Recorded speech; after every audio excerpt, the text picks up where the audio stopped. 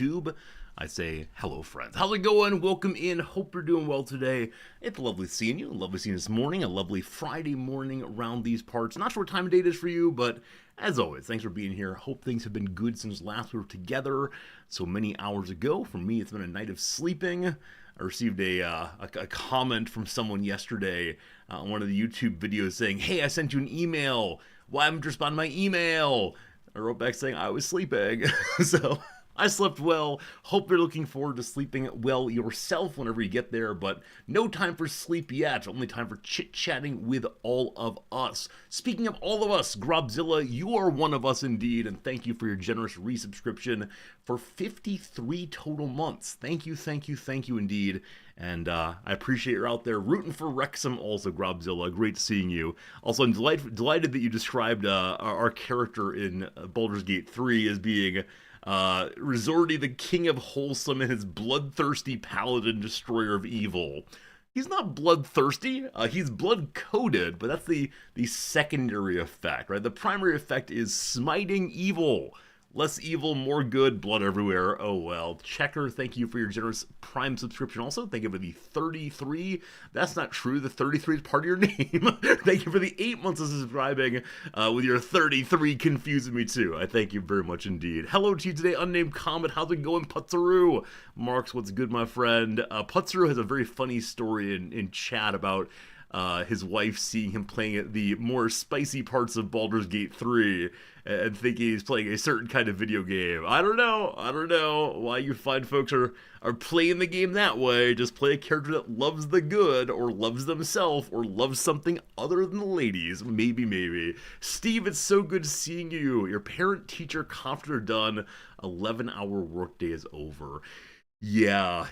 I'm very lucky that I engage with students when they're adults, and so I don't engage with parents hardly at all. That said, there is a way of setting up, the relationship between the school and the student and the parent, such that the parent gets full access to all of the student's things. We don't like this. So it is possible that I have to answer to parents occasionally. It's yet to happen. But as I mentioned before, back in the day, I was sitting in a professor's office and the phone rang and he picked it up and, hi, this is blah, blah, blah. What may I do for you? Oh, I'm little Timmy's mom. Click. Immediate hang up. On the one hand, so rude, but also I understand the impulse. But I hope it went well going through it. Do you largely enjoy doing parent-teacher conferences? Like, on a scale from 1 to 10, how much do you enjoy them? I'm guessing that some are an absolute joy and others are exhausting. Probably matters. Depends a lot. Anyway, hello today, Strawberry Chemist. It's good seeing you today, Jim. Blue Link, welcome in. George, a pleasure. How's it going today, dogs? Good seeing you, Ferrananthus. Welcome. Good seeing that some people are getting their flu shots. Best of luck going into the winter here. I guess I need to get mine at some point. I don't know when. Also, I think this year I've not received a call to go to my yearly checkup. I said I was going to do it this year. I said I was really going to do it this year, and I believed that. But if they don't ask me to come, well, I can't come, of course. Jolie, good seeing you. Welcome, Shepard. Welcome, everybody. Steve says you like parent-teacher conferences as a 1 out of 10. Yeah. I get that it's not your job, right? Your day-to-day job is helping students learn and teach your subject and so on. And so doing something outside of it'd be like, I don't know, if once a year I had to do an interpretive dance in front of a classroom of people I do not know. It's not really what I get into, but I get it. The parents are lovely, they're introverted. Oh yeah, I mean, meeting new people is a hard bit of work for some folks, and especially meeting them under a somewhat possibly a formal situation where it's not just, hey, how's it going? How about them Bears? But instead, we gotta talk about how your student's doing. This person that matters to you more than anyone in the world. Allow me to tell you some things. So possibly a lot of stress. Putzaroo, your quarter ends tomorrow. You've got a bunch of emails. All of them you want to ask, where have we been for the last 9 weeks? Yeah. I mean, I think for a lot of people in a lot of cases, not just students, when the consequences are just over the horizon or have just arrived, there's then the attempt to do the thing that probably should have been done all the way along the way or back a long while ago. And I don't know, it's something to do with the possible becoming the real.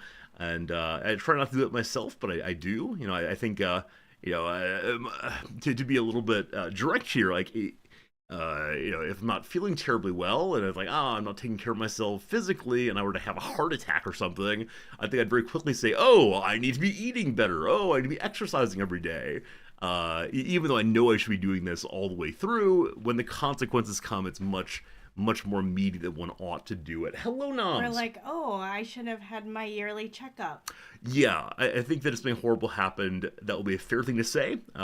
Unfortunately, I don't have a time machine yet, so I can't go back and fix it. But nonetheless, how the heck are you, Noms? What's going on? I'm okay. You're okay. You're okay. I want to say thank you very much for doing the laundry this morning. Usually Yeah. I'm laundry guy, but I was running late this morning, and so Noms took over that important task, and I thank you. Also, The 100 bits from filters needed to be cleaned. you had to clean the filters, or I should clean the filters. I tried to clean it, but the alarm is still on. Okay, I will clean them after stream then. I've made a list of things to do after stream today that involves like pitching certain articles, and I want to get some videos made for while we're out of town. Friends, out of town this weekend. And I'm like, okay, what else goes on this list of things I have to do today? What goes on? Okay, I've got lots of stuff to do. Oh, I teach today. Yeah. I'd completely forgot that today's a teaching day on campus, and so yeah. It'll get done. Jim, thank you for the 100 bits. I promise to spend those on buying Nam some sushi at some point. Yeah. It's Friday. You're tired, huh? Yeah. Yeah. That said, tonight, if you want to, we can do a movie night. We Oh, can. I was thinking. Excuse me, sorry, friends. Last night, as I was watching some YouTube videos, settling down from the day, I ran across Newsies. Do you Newsies. like Newsies? I love Newsies. I was thinking we should watch Newsies. I haven't seen it. You haven't seen Newsies? Absolutely. We're definitely going to watch Newsies tonight. Do we still have Disney? We do still have Disney at this point. I bet isn't it a Disney? It is. It is a Disney like anti-capitalist musical, which is the weirdest thing ever. But yeah, it's great. Absolutely Newsies tonight. Thank you for thinking that. Pizza night and Newsy night. Speaking of heart attacks, hey, amateur superhero, good seeing you. We are just starting. I was on the docket for today is probably about half an hour or so of some starting games, a quick bit of chit chat. They'll play Baldur's Gate 3, and I'm looking forward to it. Noms, Yeah. have a good day. I love you. You okay? Bye. Yeah. Okay.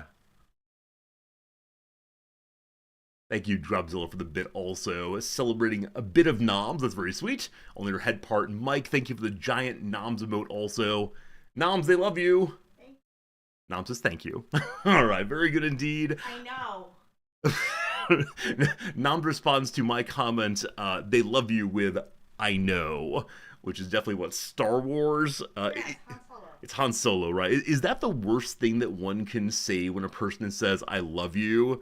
I mean, I don't know. It's funny when the TV screen does it, but feels pretty terrible when it actually happens face to face, I'm guessing. I mean, I don't know. I think I'd prefer I'm not so into you, or whoa, that's too strong, rather than I know. Maybe, I don't know. I don't want to think about this, but I can imagine it being a very awkward thing. Your wife actually Han Soloed you when you first said I love you? Steve, was she going for the joke and then gave you a different response? Or was that the whole conversation? Like, was that the whole conversation there of, like she didn't want to deal with it, so I know. If someone says I love you, okay is a pretty bad response. I have acknowledged the words you have said very well, etc. Good for you. See you, Knobs. Good for you. Oh man, that is something. These are very good responses. I'm glad that I'm past that part of life. Yeah, that initial like risk, it feels like the most dangerous words in the world when one is, dating someone and you want to like make the relationship more serious and you want to express this thing you're feeling, and it feels like sincerely terrifying because what if they're not that into you? What if they use this moment to reject you? Now, of course, every time that I've said I love you to someone, it's gone pretty well at least. Like at least let me think about what that means. We'll talk about it again in the future. Fine. Hello, Noms. Noms came back to get something. I think Nom's listening to our conversation about love, possibly. But yeah, I mean, I think that it's gone pretty well for me, but it does feel so dangerous, and then it feels so casual after a while. But I think the first times that one expresses love for someone, it feels magical. It's like a magic spell in some way. And that might be because of how my culture treats these kinds of moments, kind of words, and we express words of like in lots of ways. And we say we love things probably a lot more than we actually do. Oh, I love those shoes. Oh, I love, this new video game release. And so there's this both like trivialization of the love word as well as this like profundity in expressing it. And I wonder if it means we only really love in those moments, at the moment of vulnerability, right? Does love require vulnerability? Maybe. It's also called a speech act. Bye. Noms reminds us it's called a speech act. It is a moment of profound importance. It has significant culture. You can go read some philosophy of language and literary theory books to understand that better. But yeah, there's the combo. It's someone asking, "Do you love me?" Yeah. The breakup love conversation is bad too. Anyway, I'm not sure why we're talking about this other than, I don't know, it's almost Valentine's Day. That's not true. That's not true. Anyway, let's go ahead and change screens. I'm sure I had more things to talk about. Oh, one more thing. Yesterday I went to a lecture. As you recall, it was a lecture by one of my colleagues, and I wanted to help him out and give him some support. But when it was time for questions and answers, his audience was actually really engaged and asked really friendly questions that allowed him to like offer some good thoughts and so on. And it was all nice. It was all pleasant to the point that I had a moment of, oh, no one is actually asking him questions that will help him get beyond where he is right now. No one is saying, I would like you to think about, maybe I disagree, have you considered sorts of questions. And so I had ideas, of course, and I won't go into all the details, but definitely part of my question included the phrase, I think you might be the police. And unfortunately, no one laughed. I thought it was meant as a joke, and indeed it was. And I said it in my I am now joking voice, but returning to the more serious question. And no one laughed even a little bit. And I do think he's the police, frankly, with how he runs his classroom, but it's how it goes. Apparently, when the students have open discussions, and he's not involved, he sits in the corner and grades their participation on like a 10-point scale that they know about, and they have to make sure that their comments conform to these 10 points. Absolute police-like behavior, unacceptable. Regardless, friends, it is time for a little game called the Word of the Day. Yesterday's Word of the Day was, gosh, I've forgotten again. What was it? It was, candor. Was candor yesterday? I guess it was. Oh, finicky was yesterday. I apologize. Is there no new word? Okay. For a moment there, I was feeling duress. Friends, the word of the day is duress. Do we know this one? HPG, it's good seeing you. Welcome in, HPG. And thanks for being here. Everybody, thanks for hanging out with us as usual. Duress. Duress. I wonder what the root of that is. It's surely not durable or anything. All right, here we go, team. Duress, which is typically used with under, refers to forces or threats meant to make someone do something, especially use of unlawful coercion. The defense asserts the defendant's confession was made under duress. Can you be over duress? Maybe the person who's applying the pressure is over duress. Probably not. Let's try those in novel presentation. We'll publish it somewhere and see how it goes. The Duress sisters were overused in TNG. But who are the Duress sisters? So TNG is Next Generation. Duress sisters. Oh, Duress sisters. Oh, it's the Klingon ladies. These scantily clad Klingon ladies. Well, I guess, yeah. I forgot about these characters. Yeah, I didn't like it so much when the Klingons had more to themselves other than just, like, yelling about honor and so on. How it goes. I had something to say about Star Trek. What was it? Who knows. Anyway, here we go. Did you know? Duress is most often paired with the word under to refer to force or threats meant to make someone do something. For example, someone forced to sign a document signs it under duress. and a person held under duress is not free to leave but is being constrained, usually unlawfully. Do not confuse being under duress with under stress, which is a much more common occurrence. Duress comes ultimately from the Latin verb durus, meaning hard. Like, it is durable. It is durable indeed. I love that. Source 2 of durable and endure. So a hard thing is coming for you. You're under duress, under hard situation. That's fascinating. I did not guess that etymology actually would work. Anyway, rearrange these letters to form a verb that means to compel to an act or a choice. To compel someone to an act or choice. I think we know this one. As Jim said a moment ago, we all know every word already. There are no new words. Vocabulary guess today is indeed, well done, coerce. Coerce is that word there. Coercion and duress come together pretty well. Okay.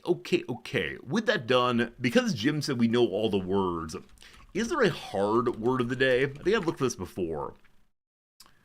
Nah, no one really makes a hard word of the day per sense.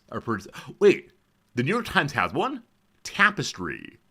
Vascular, iconoclast, turgid, tact, extol, cohesive, permutation, salubrious, nemesis, mellifluous, horde, untrammeled, monolith.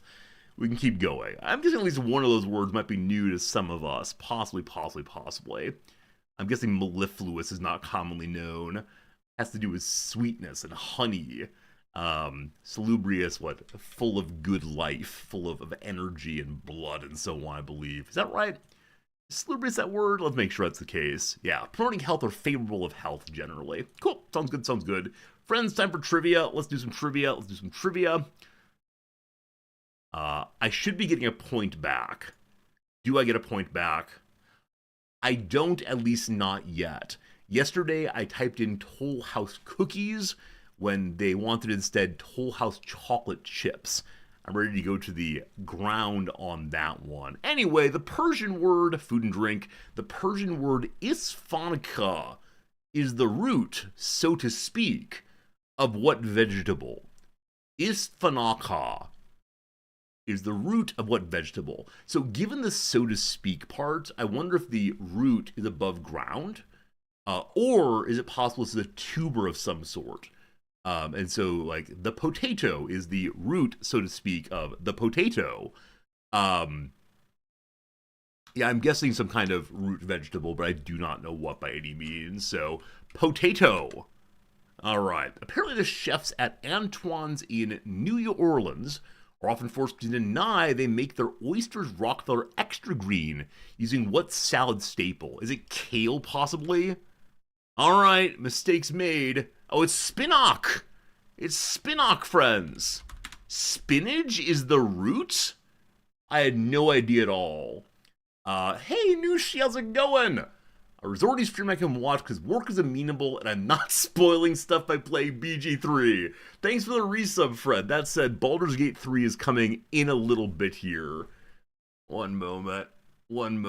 We have here a person who's trying to get me to... Are you already banned? Oh, you're already banned. We're good. There's someone here who's suggesting getting cheap viewers. Pepper, thanks for getting it. I appreciate it. Root is a joke here. Oh, are they saying it's an etymological root? Isfanka, spinach. I don't know. Anyway, very well. Spinach! Number 2.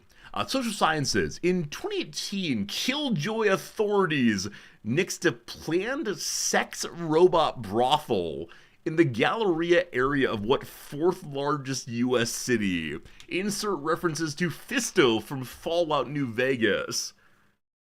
Sex robot brothel? What a world. What is the 4th largest U.S. city? I believe the biggest is New York. I believe then it's Los Angeles. And then Chicago. I think it's a big 3. Is it somewhere in the south? Maybe Dallas, possibly? I think I should know the word Galleria. Or Galleria. Is it Dallas? Dallas-Fort Worth is a big old thing. Or maybe it's like a large megalopolis area. I don't know. I'm saying Dallas. I'm honestly not sure, though. All right. Pasadena, Fresno, and Jersey Village are confusingly named suburbs of what largest Texas city? Oh, did I get my Texas cities backwards? Is it, Austin instead? Keep Austin weird. It's not. Oh, gosh. Houston! It's Houston. A statue of Texas Republic President Sam something stands the edge of Midtown in what metropolis that gave us Beyonce. I didn't know that, actually. It is Houston. Womp womp. Womp womp. At least I got the right state. That counts for literally nothing. Hey, unnamed comment, well done on Houston there. That's fantastic. Houston's fourth largest, past Chicago. Don't say that. Don't say that. I know a lot of streamers and other young folks are heading to Austin. I don't quite know much about why that is, other than it's a population of people who are interested in doing artistic things, and Austin seems to have that vibe. But I don't know much about Texas at all, unfortunately. You live in Chicago, you don't want to lose to Texas City? Underdog. What I'm hearing is you need to begin adopting people from across the world. Underdog, if you can support a Twitch.tv subscription, you can support at least one child. We need more population in Chicago. I mean, I guess I left Chicago, or Chicagoland area, so I am to blame here, certainly. You have 3 kids, more children, you're doing your parts. There's no income tax in Texas. Got it. Green Sleeves and Thomas Talisi's inspired 2 famous Rafe Vaughan Williams compositions of what daydreamy type. Is this the English folk song suite? Is it called English folk song suite? I think that's the name of a Rafe Vaughan Williams piece. Folk song. That seems right. Wrong, rather. They're not daydreamy per se. Vaughan Williams is like a bunch of military band music. It's not that, certainly. He's a really interesting tuba solo, also. Really, I think one of the only quasi classical tuba solos that I like.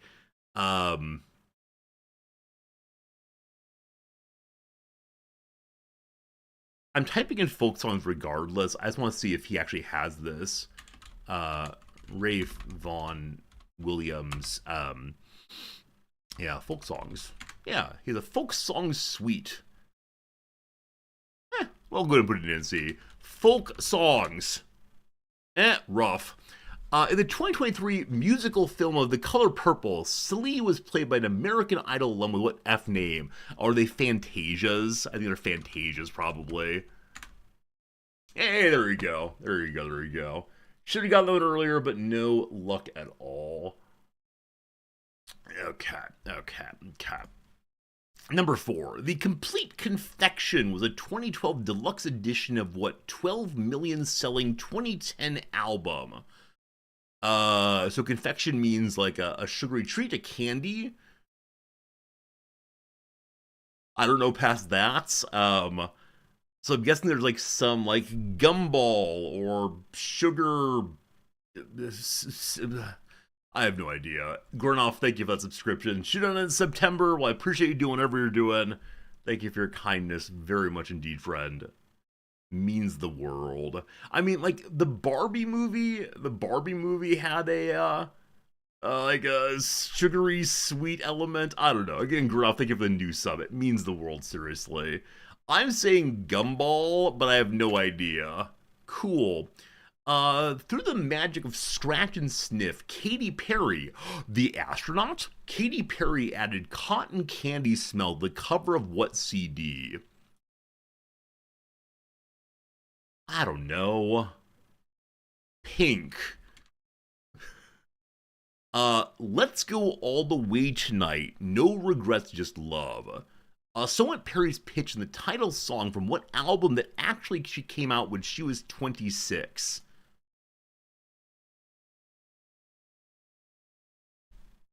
I have absolutely no idea.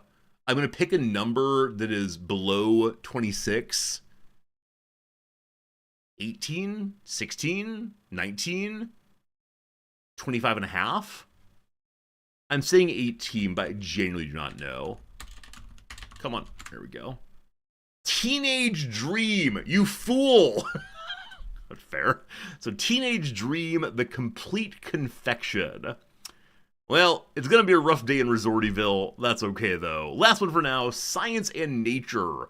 Operation Big Itch, that's funny, was an actual Cold War biowarfare test that involved dropping actual bombs full of what bugs? Man, the Cold War was a very strange time, wasn't it? Very, very strange time indeed.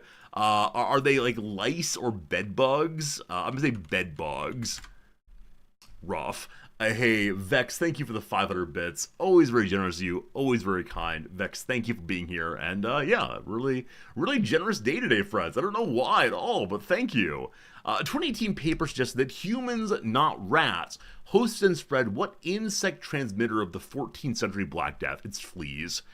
I remember reading this paper, or at least a popularization of it. There you go. Fleas, fleas, fleas. Today we got 7 points, I think. 6 points. This is the worst we've done in a very, very long time. I should have gotten Fantasia in 1, because folk songs are not dreamy, but I just could not remember the name of his non-military band works. Anyway, if you don't know Vaughan Williams, strongly encourage all the way. So, how do we do today? Our 2s are okay. Below average. Below average. We didn't study hard enough today.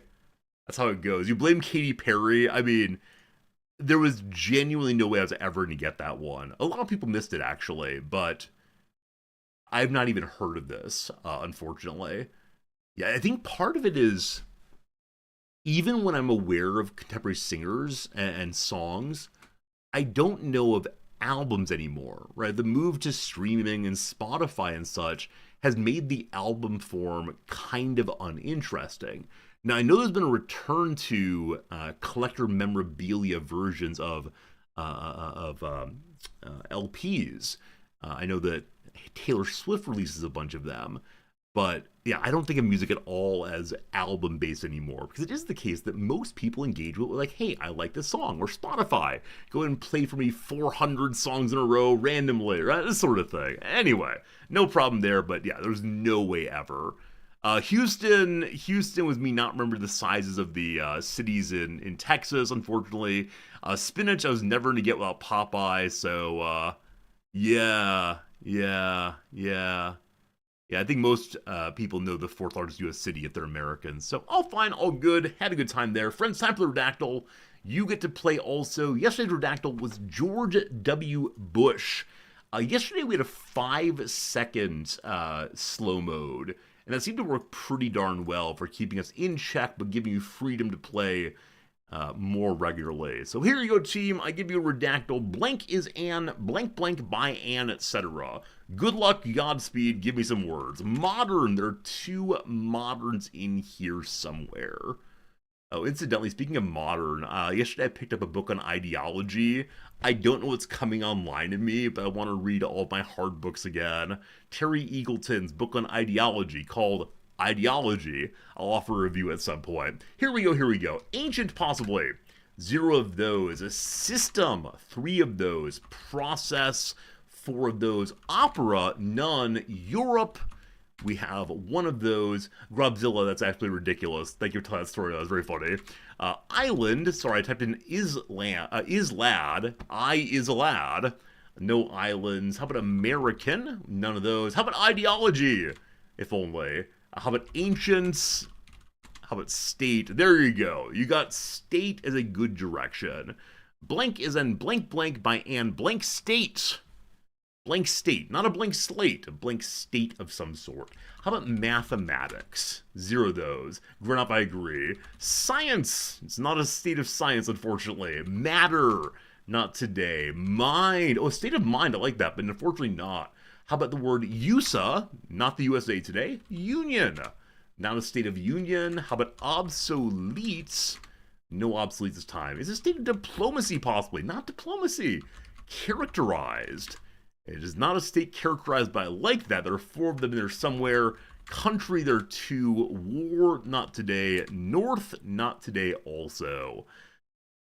Oh boy, what kind of states are there? So it's not a scientific state, it seems. It's not a state of mind, not a national state. Something's missing. We'll find it though, I'm sure. How about compound? Good seeing you, possible, but no, not today. How about being? No beings. Being is an is, so it's not allowed. How about outer? There's no outers. How about psychology generally? For psychology somewhere. How about autonomous? Autonomous, none of those. How about people? 20 peoples. How about recent? One recent. Perihelion? Probably not. No, unfortunately not. How about affair? No affairs. How about ethnic? I like that. No ethnic, unfortunately. Is it a Kepler thing? Some of us are still pulling science very hard. It could be right. We'll see, we'll see. Inner, there are two things well done. Mind, we did before. How about growth? One growth. Matter, we did previously. Species, or none of those. Personal. Two personals. Border. None of those. Region. Two of those. Something region, maybe. Peace. Peacer, rather. Sorry, peace, there are none. How about Mongolia? There's none of those. Turmoil. Alright, state of inner turmoil. Oh boy. Someone call me Billy Shakes. We need some help here. Anxiety. Anxiety, says Shepard. Shepard, well done indeed. Getting from inner states to anxiety. That's great. Well done indeed. Well done indeed. Melancholy, yeah, all good words. We're in the right neighborhood generally, but Shepard got there first with anxiety. You're thinking Inner Mongolia. If only Inner Mongolia showed up one of these days. Anxiety is an emotion characterized by an unpleasant state of inner turmoil and includes feelings of dread over anticipated events. Anxiety is different from fear in that fear is defined as an emotional response to a present threat, whereas anxiety is anticipation of a future one. It's often accompanied by nervous behavior, such as pacing back and forth, somatic complaints, and rumination. What do you mean, rumination? That's what cows do. I've told this story before. This definitely happened in my very first philosophy class ever. Some article mentioned the importance of rumination even for humans, and a professor asked, what is rumination? And no one knew anything, and said, oh, cows do that. And the professor just stared at me and said, yes, but you are not a cow. I felt like such an idiot. But we got there eventually. It's the going back over previous thoughts. What should I have done? What will happen? How will this one go bad? Etc. Good old anxiety. My friend, it's good to see you. Speaking of friends, it is time for you to play another game. It's time for the lovely little Rizdactyl. I'll put a Wikipedia page on the screen, and we'll together guess what it is with any yes-no question you want to. First one today comes from me, Rizordi. You know who that is. It's going to be on the screen starting right now, and we'll see how this one goes. Good luck, everyone. Any question you want to, here we go. Rumination is the state of being cowish. Do the cows worry? Do the cows live in fear and anxiety? Is it organic? Yes. Has it ever killed anyone? No. Is it my university? I will never be doing it at my university, but no, it is not my university, and thank you. Is it disambiguation? It is not. Definitely, one of you submitted a very meta page today. We refuse meta pages because they lead to endless booing. Is it lonely? No. Is this something to be anxious about? I don't believe so. This does not spark anxiety. I'll tell you instead, it sparks joy. I smile when I see this page.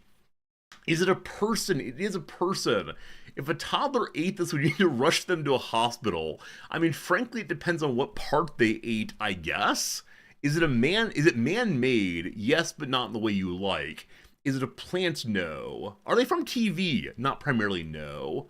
But no, it is a person indeed. Good job getting there. It sparks joy. Is it resorty? Aw, Selden, you big sweetie. It's good seeing you, friend. But no resorty page yet. Let me check and see if there's a Wikipedia page about resorty. Nope. the top one.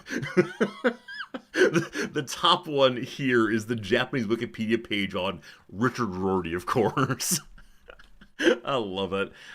Is a pack of magic cards? No. That's that I have 4 of them on the desk right now. I need to record later today. Is this person North American? They are indeed. Are they alive? No. Are they a woman? No. Are they a unique person? Yes. Could I beat this person in a foot race? Yes. Yes. Are they alive? They are not alive. Not alive, not alive. Are they fictional? They're not fictional. No. Not a fictional human. Are they white American male? Come on, come on. Yes, they are. Oh, every time we get these questions, I have this moment of, oh, every word an accusation. My heart is being stabbed right now. Too many white American male. They are, though.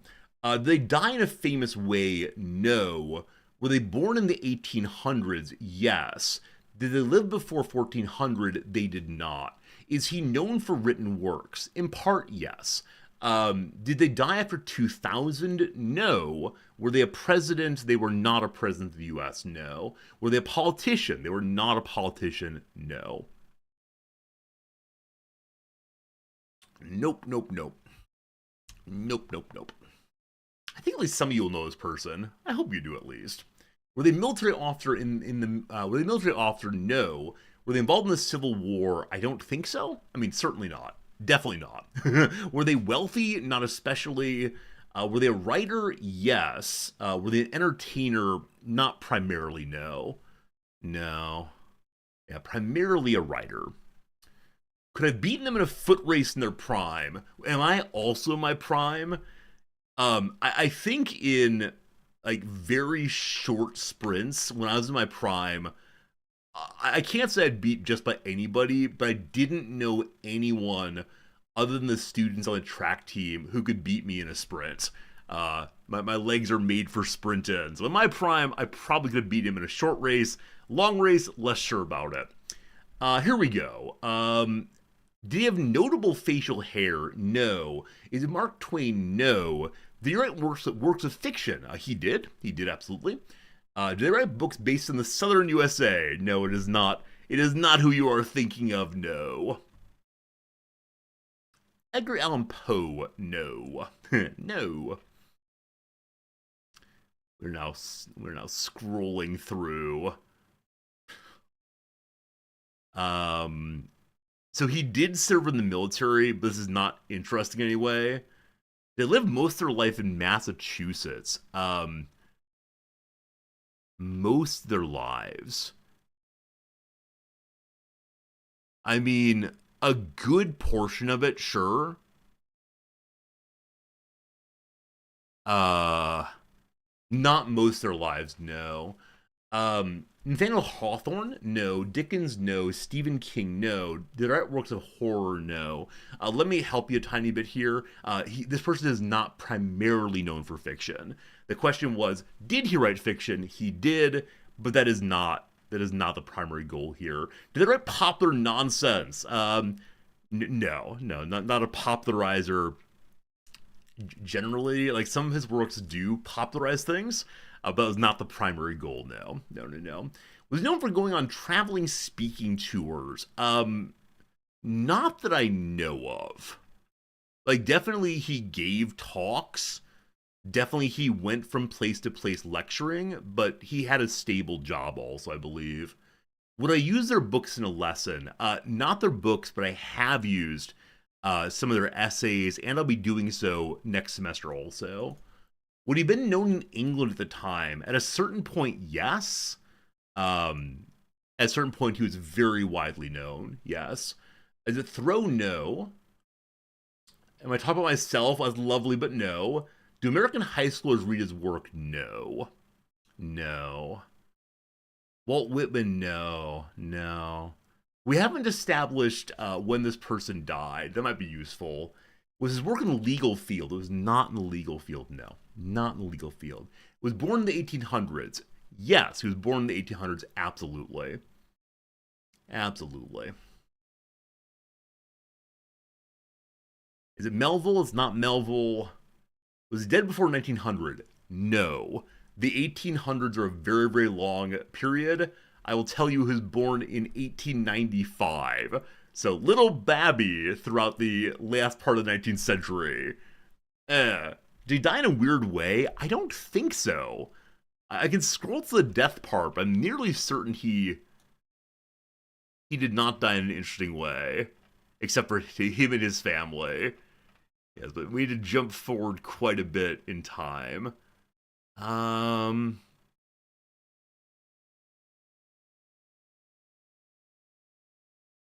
there's nothing here about his death at all.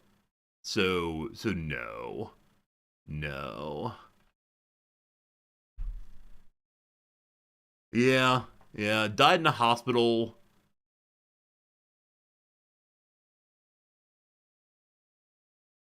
I mean, wait.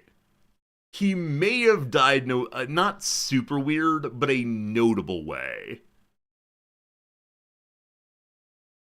Okay, I don't think we're gonna get it, unfortunately, because we got stuck on the wrong century. So let me help you a little bit. His writing is primarily in a kind of sciency philosophy vein. Sciency philosophy writing is what he was known for, but he was popularly known for a time. Does that help at all? Alive of 1960, yes. They bombed Laos, no. Yeah. Philosophy writer Philip K. Dick, nope. Nope, you're not so far away with that. And again, he's primarily known for nonfiction, though he did write some fiction also. I think I might kill this one pretty quickly here, so I can tell you about his death. Friends, it is. One more guess. Give me one more guess. We're done. It's L. Ron Hubbard. That'd be delightful, but no. One more guess. One final guess. Is it? All right. It's Buckminster Fuller. From name alone, this person is delightful. Do you know about R. Buckminster Fuller? If not, I encourage you to look into it. He was a technological utopian architect who believed really strongly that we as humans were on the precipice of being able to think of ourselves as one world and use the technology available to care for one another and see ourselves as united than ever before. Exactly, it is the case that buckyballs are named after him. His major innovation in architecture was the Fuller Dome, geodesic dome here. Yeah. This kind of structure of, well, or to give you the structure of the dome. You've probably seen it before. There's a molecule that's very similar looking to this. They call the Fuller buckyball. But here's his death. I had no idea. Also, I love that. Where is this part? I found it a moment ago. So number one, he was president of Mensa for a while. Someone asked, "Is he a president?" He was president of Mensa. Yes. Where is the part that popped out to me? Here we go. Slivers, thank you for the tier 3. I appreciate it. Very kind of you. Thanks for being with us. 93 months. Do you like the sweater? It's actually just a shirt, but the embroidery makes it look sweaterish. But just a shirt. But thank you for liking it. We're the worst thing in the world, but oh well. I love this. So he studied at Harvard twice. First expelled for spending all of his money partying with a vaudeville troupe.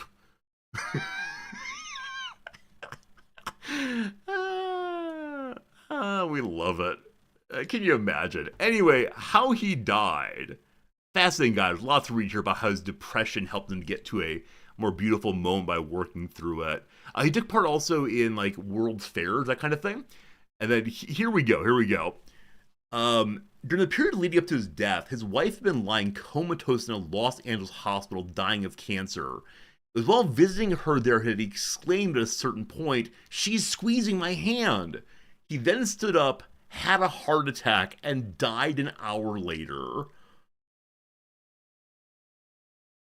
This is like Hollywood movie heartbreak.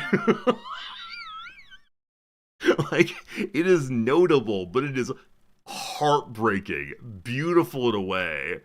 And so I don't know if he died of surprise, died of hope, died of what, but yeah, it's one of these cases where Yeah, family matters, huh? There you go. There you go. There you go. Yeah, I definitely recommend you looking into it. Like, there's a certain, like I said, tech optimism, and he comes up with lots of words that um are meant to be exact in his system, but seem so darn weird. Yeah, things like ephemeralization and synergetics and so on. And yeah, I mean these kind of things he's invented. Like this is his idea for what a good car would look like. Number one, it allows a lot of people into it. Number two, it has space galore. And so he made this car. And it didn't go super well, but he made that car all the way. And he gave different ways of seeing the world. He wants to think of ourselves as on one big spaceship, as a way of thinking about the planet, as we're all together on this spaceship. How do we take care of our spaceship? It's really fascinating. Uh, he is clearly not a 1960s hippie, but had he been alive that period, he would absolutely be one. So he takes some of the most interesting countercultural ideas and runs them not through a critique of technology, but instead an affirmation of technological possibilities if they're understood counterculturally and for ends of beauty and good and so on. It's really, really powerful stuff. And I'm sad he died. Anyway, that's enough about Florida for now, but yeah, very, very cool. Um, a friend in college prank called people claiming to be Buckminster Fuller. I've heard of prank calls before, of course, but usually they're kind of nasty. Can you even imagine rambling at someone as Buckminster Fuller? What a uniquely delightful way of wasting someone's life. Alright, let's go and do one more of these, one that is not my design, one that I'm pretty sure we'll get kind of quickly. There are a bunch here. Alright, I'm not certain we'll get this one quickly, but I would like us to know it as a community. So, friends, I give you a new page on the screen. This one we'll look forward to, see how it goes. So, good luck, everybody. Here's some questions. I look forward to it. Again, Rock Smash It. This one's yours. Rock Smash It's yours. What questions do you got for me? Get it started, please. Does this one spark joy? This also sparks joy, yes. I feel good looking at this one, absolutely. Is it a place? No. Is it organic? No. Has it ever killed anyone? I'm gonna say no on that. I believe it's never killed anyone. Is it a person? No. Is it a renowned cryptozoologist? No. Is it in a school? This would not be taught at school. No. Is it my cat? No. Is it man-made? Yes, it's man-made in the way that you like. It's absolutely a man-made thing. Oh, Cat Fritz. What a big cutie he is. Yeah, so tomorrow we will have some stream, a probably shortened stream, before we go to our yoga retreat over the weekend. And we're looking forward to it. But yeah, definitely not definitely no Monday stream. Maybe a late Monday stream. We'll see. Possibly no Monday stream, though. I think Monday's a holiday around here, maybe. Is it? I don't know. Anyway, is it in Australia? It is in Australia. Is it mass produced? Yes. Is it bigger than a refrigerator? No. Has it ever been in space? I assume so, but I can't say with certainty on that one. Is it in many households? Absolutely. Is it unique? No. Can you buy it? Yeah, absolutely. Is it Vegemite? It's not Vegemite. It's a holiday in the US also. Okay, which holiday is coming up? Is this Veterans Day? Question mark? I can never remember where the holidays are anymore. Is this used for entertainment? No. Did a house in the 1950s have this? Yes. Oh, Columbus Day, Native Americans Day, that kind of thing? Yeah. Is this primarily associated with Australia? No, this is not primarily an Australian thing. The question was, is it in Australia? The answer is yes on that, but no. That's possibly equally true of a lot of places. Are these the hats with corks around the rim? Oh, offensive stereotypes. They're not the hats with corks around the rim, which are actually worn to keep mosquitoes away, apparently. The wine corks draw the mosquitoes away from the face, but no. What kind of hats are those called? Australians, help us. What are they called again? Does Is this sort of a medical purpose? This is not a medical thing, no. But again, it's in most households, I'd say. I'm guessing it is in every household represented in the stream right now. Absolutely, every household. Is that right? Yeah, I think I'm gonna stay with that one, absolutely. Would it be found upstairs in a two-story house? It could be. Is it edible? No, it's not edible, no. But sure, it could be upstairs in a two-story house. Does it tell you what time it is? No. Is it typically found in the kitchen? It could be found in the kitchen, absolutely. Is it a tool? Not really. Is it made of wood? No. Is it a TV? No. Is it associated with a particular room? I would say no. It is not associated with a particular room. I could associate it if I wanted to, but you don't need to, no. Is it made of metal? It often is made of metal. Yes, not exclusively though. Is it a radio? No. Is it a pen? No. Is it a furnace? No. Is it a giant statue of me? Yes. At some point, make pictures of your resorty shrines. Show me how you work. Does this require power? It does not require power. No, it does not require power.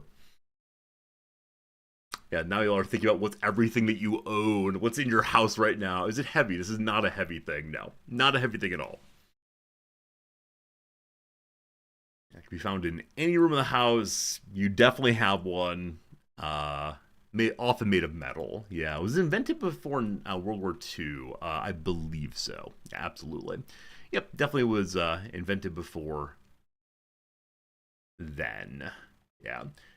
Would it fit in a toddler-sized bread box? This would definitely fit in your toddler's stomach, which would probably not cause troubles, but one never knows. Is it found on the floor as opposed to stored in a shelf? Yeah, it would be much closer to the floor than a shelf ordinarily. I mean, it could go both ways. I think of it as more floor associated, but it definitely goes on shelves also, sure.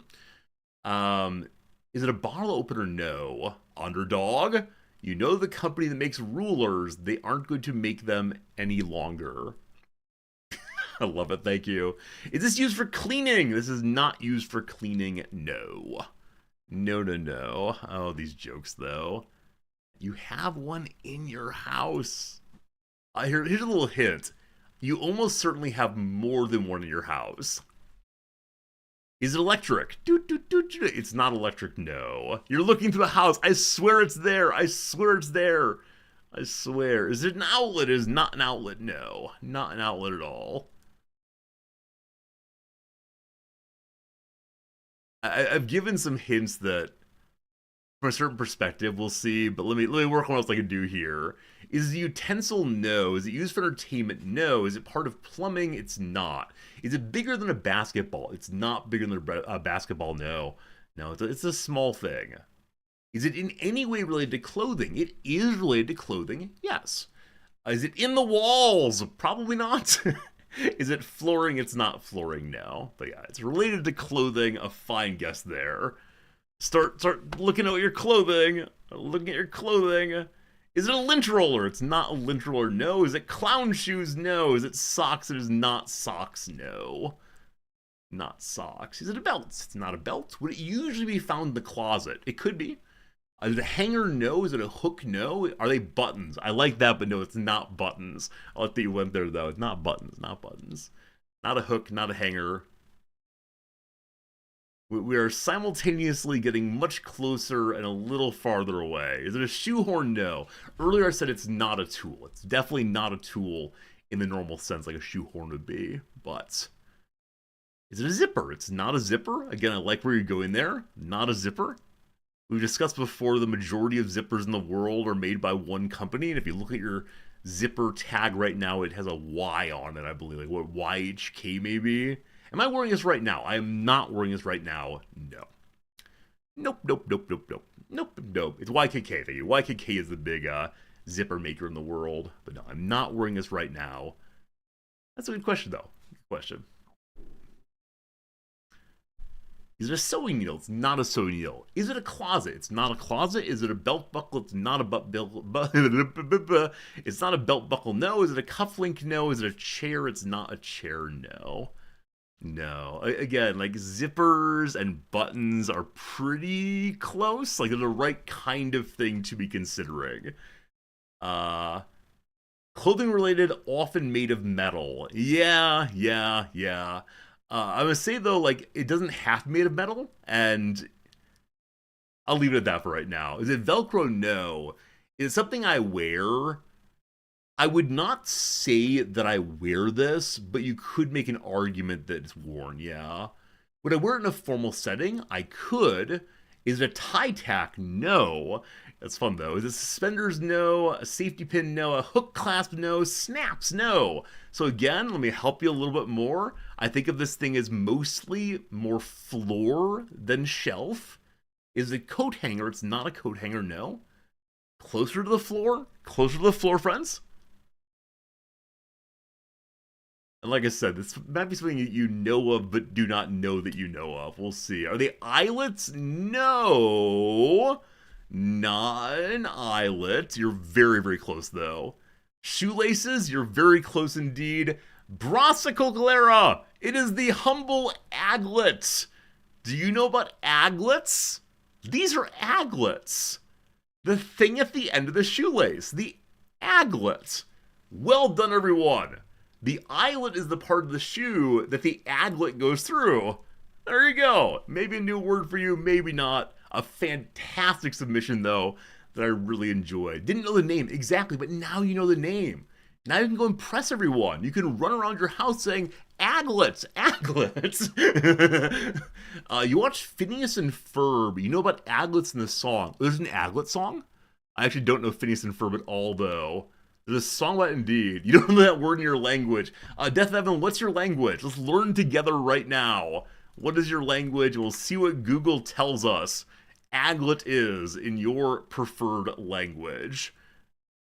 Portuguese. All right, here we go. Together, what do we know about P is for Portuguese? I'm assuming Brazil. I'm ready to be wrong with that. Here we go. The word is aglets. How do we say that with a Portuguese accent? Aglete. Oh, a little different. Aglete. Agleti. There you go, team. There you go. Dog's good night, my friend. Very good. I bet aglet in Japanese is just katakana pronounced with a Japanese accent. Aguretto. Aguretto is also the name of a character in that's great. In Japanese manga, is it the same spelling or no? It's not. It's not. Aguretto. I don't know how to name spelled differently, but it's a manga maybe. Maybe not. Maybe not. No, wrong one. Okay, I think it's a Sanrio one. Sanrio manga Angry Girl. Agoretsuko. Sorry, Agoretsuko, meaning rage. Agoretsuko, Agoretto. Close enough for government work here. Yeah, but she's an adorable little gal who gets very, very angry. Is she my wife's favorite character? She is. You can insert your own commentary on why that would be. Anyway, thank you for the fun opening. I apologize for those of you who have to leave now to avoid spoilers, but it is time to get us into some Baldur's Gate 3. Bloodthirsty Paladin that we're playing.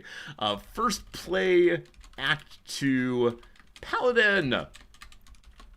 Excellent. Very good, very good, very good. We'll move over to the Baldur's Gate 3 directory.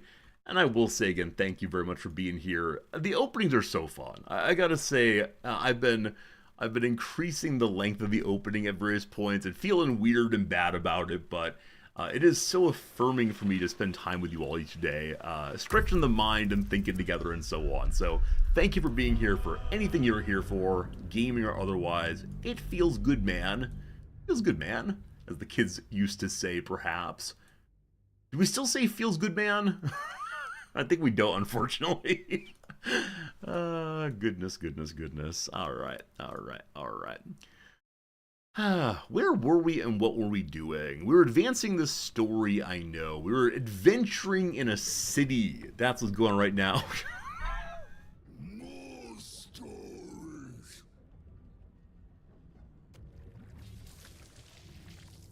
I forgot. Tell me of foes fell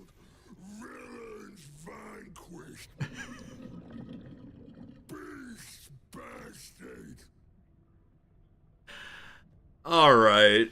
Alright. So we found Big Boy here. Wait, I think my green screen's acting up. 1 second. Is that true? No. This is just over my shoulder. It's a scroll bar. We're fine. Yeah. So we found this Big Boy who is like the head brewer of this distillery. And he's been kind to us. He hasn't expressed that he's a worshiper of Shar, wanting to kill anybody. He's just saying he wants to give us some drinks. And so we've had, I think, 1 drink with him, no, 2 drinks with him so far, and a nice conversation. Now, he appears to be a beast of evil, and as he drinks, he swells more and more, to the point that my companions have warned me he might explode. Now, if he explodes, I worry we will be covered with absolute goop, absolute disgustingness, and maybe die right away. But for the sake of the story, we might go through it. Hey, Reflex, good seeing you. I'm glad you're enjoying watching the first play, Baldur's Gate 3. I'm glad I can provide a first play. I know they're a precious thing. They're non-renewable. Reeve, you watch the VODs. I'm doing something that makes you crazy with lockpicking. Reeve, tell me what I'm doing with lockpicking that makes you go crazy. I'll try to fix it. It's time to tell Brother Man a story here. He wants a story of foes and villains and beasts, maybe. So I ripped apart winged imps. An owlbear mother lunged at me. I slaughtered it in reply. That's not true. That's not true. That's not true. I conquered an infamous hobgoblin and his minions. I slayed a hideous pustule-written hag. I challenged a daunting phase spider. A boulette made as my prey, but it proved no match to me. A towering creature rose from molten lava. I felled it with wit and might. I bested an inquisitor, a dreaded champion Lich Queen Valkith. I don't know. I don't know which one of these we're proudest of, and he'd want to hear. I love, though, this gives us, in some sense, a feeling of how many different places we've been and things we've done in the game. If nothing else, this feels good to say, yeah, this game has given me so many adventures, so cool. As far as lockpicking go, Gale has 18 dexterity gloves. He does. I completely forgot, my friend. I completely forgot about those. I've been such in the habit of Lae'zel opens locks that the thought of anyone else doing it's absolutely ridiculous. But you're absolutely right. We need to make sure that Gale does some lockpicking also. Maybe. We don't like making changes here. Alright. The molten lava creature feels like a good one to mention. I think I find that most interesting of everything we've fought.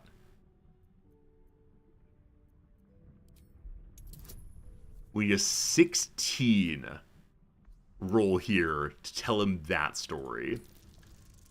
Charisma, please. I'm glad I have some inspirations. I don't think we're going to make it through this entire conversation, unfortunately. 3 inspirations left. You can do it. Cool. Alright, the conversation continues. Molten, hot, heavy. We saw such a beast in my latrine. A fierce foe. Ask, question, make your query, and drink once more. Is this the right way to do this event? I love it. I absolutely love this. And I wonder how many other ways there are to go with this event. I assume that fighting is one obvious one. I also love that there is a response he's given to each thing we've said that's definitely focused on the thing we said. So this voice actor probably has produced so many fun lines that one only engages with some of them on each playthrough, and you have to do so many playthroughs to hear them all. We can ask him one question. Who placed the curse in the land, or how did you become what you are now? Who placed the curse? Father Ketherick created. Father. Father Ketherick sustains. Bring it in, toss it down, rub it up.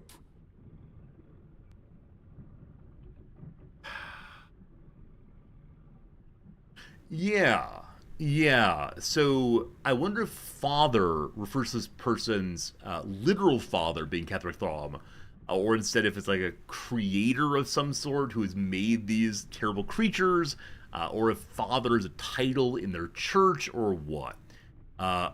It's one drink, one question. So we continue drinking.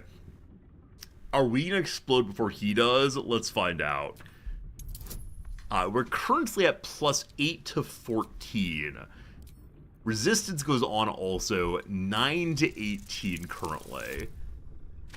Come on, bonuses! Oh boy. Oh boy.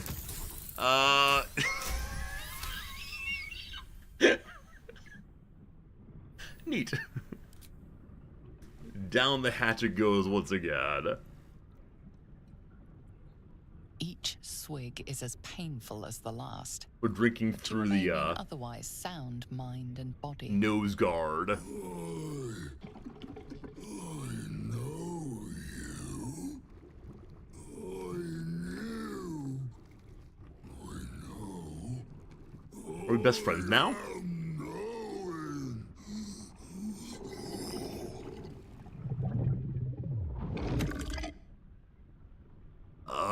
You want Father's personal, mysterious secret. Secret? No. Not never. No fighting. Father said, ordered, commanded. Don't say it. Don't say it. Cage. Cage. Talk and perish. Die. Buried. Buried in Thorn Tomb. Father told me. Oh no. I can't perish. No. Nay. Neither. Two. Here we go. Primed and ready. Hide. Get down. Get down.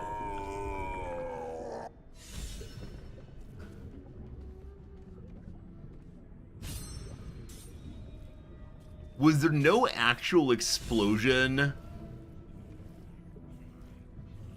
I feel cheated. I feel absolutely cheated we didn't get to see an explosion graphic of some sort. We're also not cleaned with, we're not covered in muck of some sort. Huh. Well, okay. So we got a ton of inspirations for that. I think the expectation is that you'll use a lot of inspirations to get through, which we did. So, familicide. Kill all members of the Thorn family. Done, thank you. And we learned from her, or him rather, the last one, that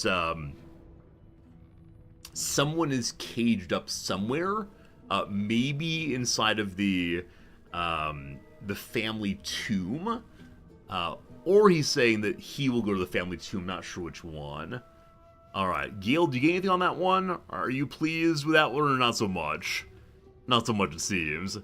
Shadowheart, you enjoy that one? Was it religious in some way? Yeah, I don't think so. Was it full cure, though? We had a bunch of drinking, that was fun. I thought were pop-ups, but...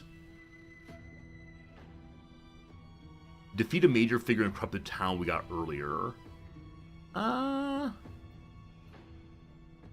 Yeah, I guess I must have missed what the pop-ups were, but...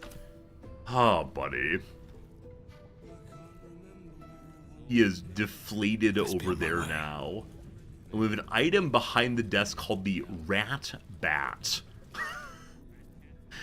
He has a key, he has some gold.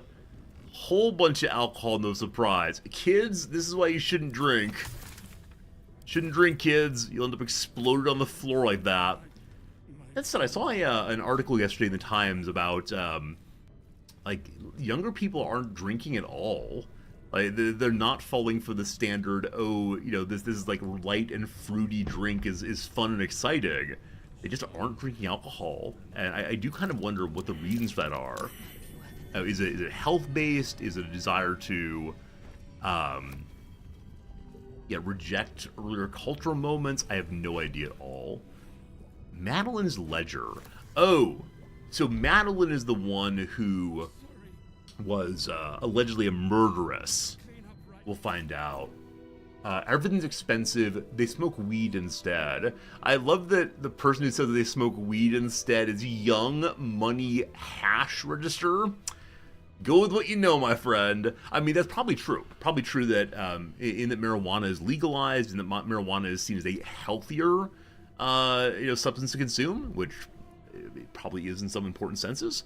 I get why people move away from alcohol. I don't know what the effect of weed legalization is in other countries. If it led to a decrease in alcohol consumption as well. Yeah, no idea, but I'm always interested in these cultural movements when young people say no to something that's been so central up to that point. The Rat Bat. It's a two-handed great club. Attack rolls against beasts have advantage. It lets you bop things for 8 for 15. Cool. I won't be using it, but what's it look like if you don't mind? Oh, is this a reference to Always Sunny in Philadelphia? Poor Charlie Kelly character has to constantly do Charlie work, which involves going around and killing rats with a bat. I want to learn, what did Madeline claim to do, and did she indeed learn everyone's secrets and then backstab them?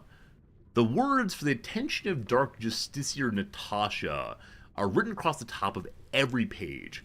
This is an excerpt from the last page.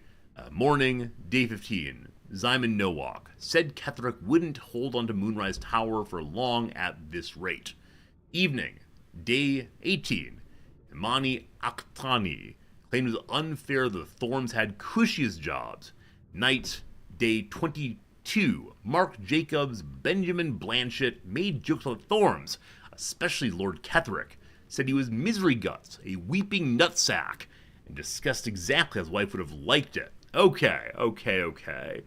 So it goes through, she is indeed reporting people to the police, and then indeed at the bottom, someone writes saying that you and the gents are going to have a special talk. And page 2 is blank. What do I bet there was an extra carriage return here? That's right, carriage return here that bled over. Or maybe it's a place where she would write in the future. Who knows? So we know it is the case that the fellow who is trying to torture her soul is right about how she behaved. So maybe he's not entirely working against justice. The deeper question, of course, is it a violation of nature to bring people back to the dead only to punish them eternally? That's right. Is hell a lack of justice? There's the question. Do mess our pardon. Our master distiller spills quite the cause. Now settle your mind, chum, and get your shine on. Be will it what? Our master's spill. I love it. What do you got? Moon, mountain dark, coming right up. A man of proper taste. These are so disgusting, and yet so delightful. I realize that these undead are just carrying out the same life they've been having for a very long time, but still. Are you alright? To chum yourself up and whisk the old luggy jug bug you. So be what? The curse has left him with as much sense as a newborn slug. Alright. Thank you for being here. We have a key. Does the key open the door? Most likely. Most like key. Unlocked. What's inside this one? Probably the distillery area. Anything of Little use? chest behind. Alright, look at this team. Look at this. No rest for the wicked, Gale I see. has higher dexterity than does Lae'zel. So Gale should be unlocking chess. Yeah, the only thing this item is doing for Gale is giving him earlier turn order possibilities. So, The right tools what is the bonus for for the having an long 18 trade. in dexterity? Only +1. Oh, the +3 comes off the item. So, yeah, we start with a +4 automatically. Who even needs bonuses? That's great. So I'm guessing if one does not talk through the whole event with Thorm there, he ends up just fighting you, and maybe you can target his belly in some way to make it split open faster. Inside the box we find more gloves. When the wearer deals acid damage, they also inflict noxious fumes. Hostile creatures in a radius take some acid damage. God. As I mentioned before, Shadowheart now has a weapon. No, she doesn't. I think we talked about giving her an acid weapon, but... Oh, no. She has a skill or a talent or something where she automatically does... Here we go. Whenever you do poison damage, the target needs to have a constitution save. That's not it. Doesn't she cause poison on attacks now? It's a ring, thank you.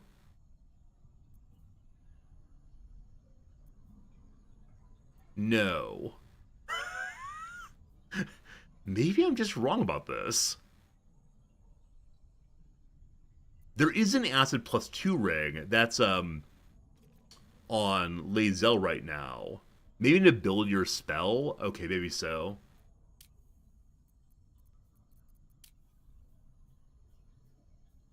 I'm sure she got it going into the last level up. Or at least I saw it in a second. Was it a poison thing? Divine Strike poison, maybe.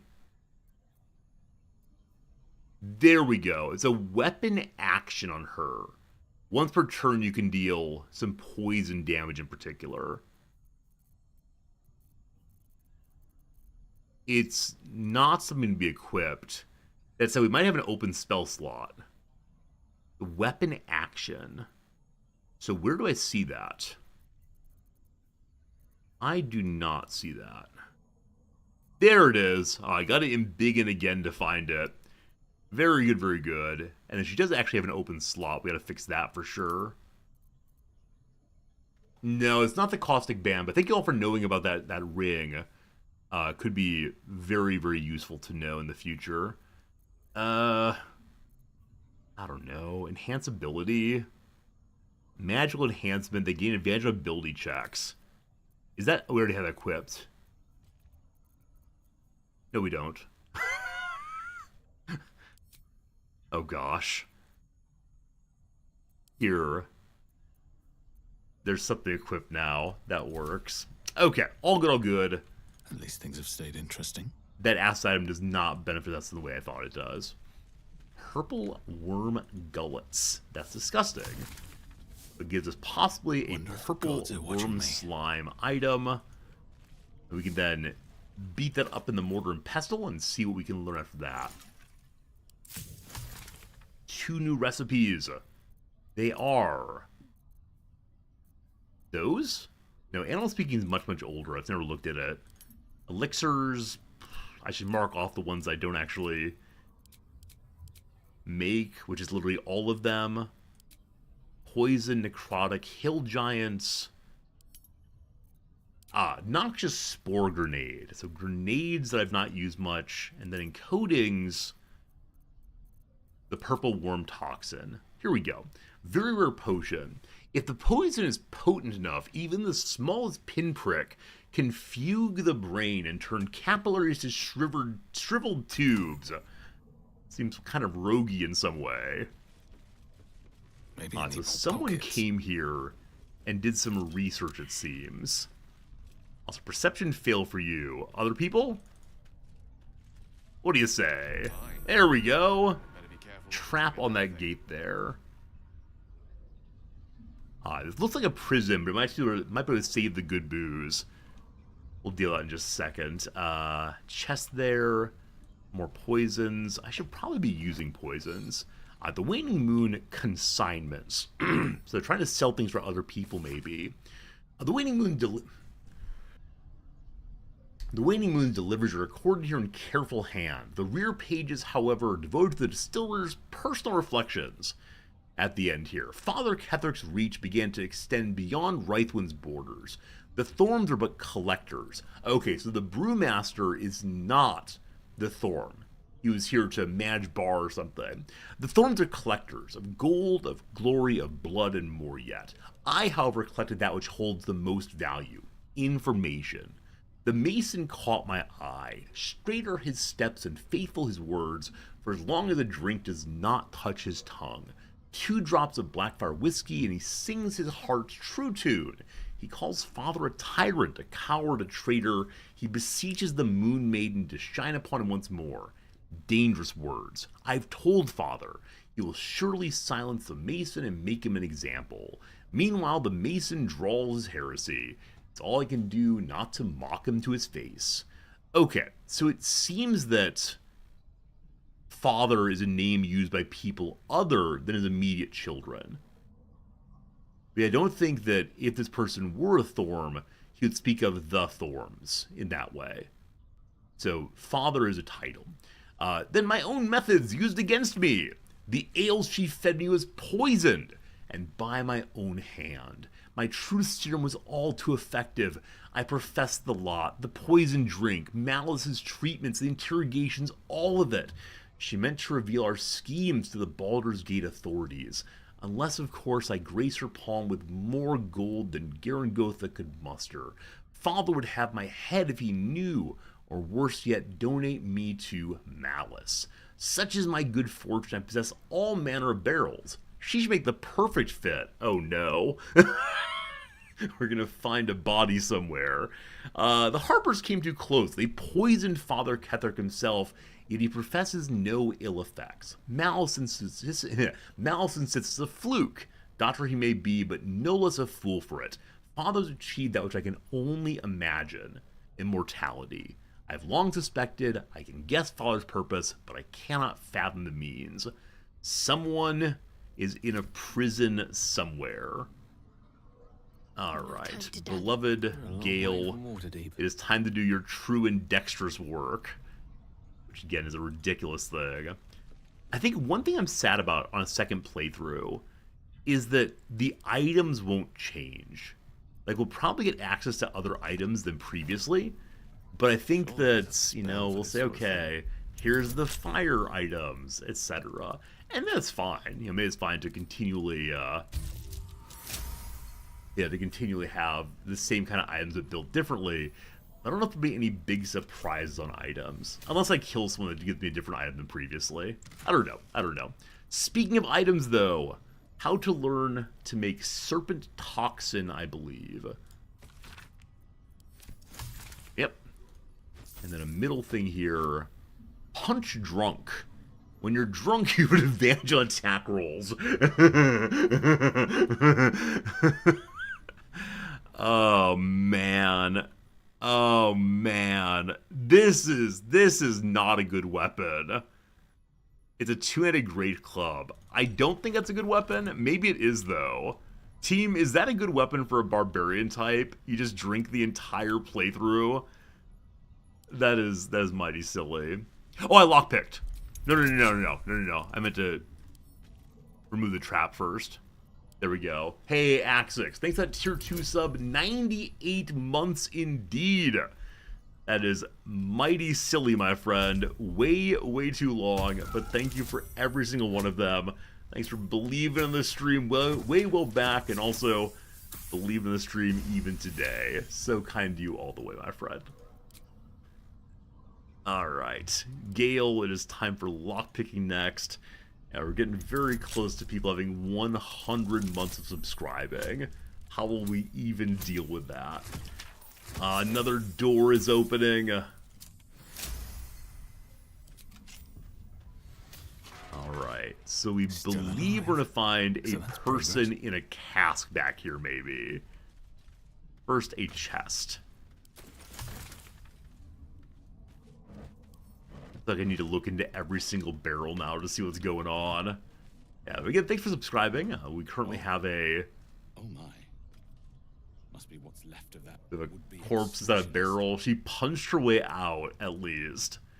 So didn't die of asphyxiation, died instead of starvation or lack of drink, possibly. Anyway, I don't know what I was saying. Probably didn't matter, but thanks for being here all the way.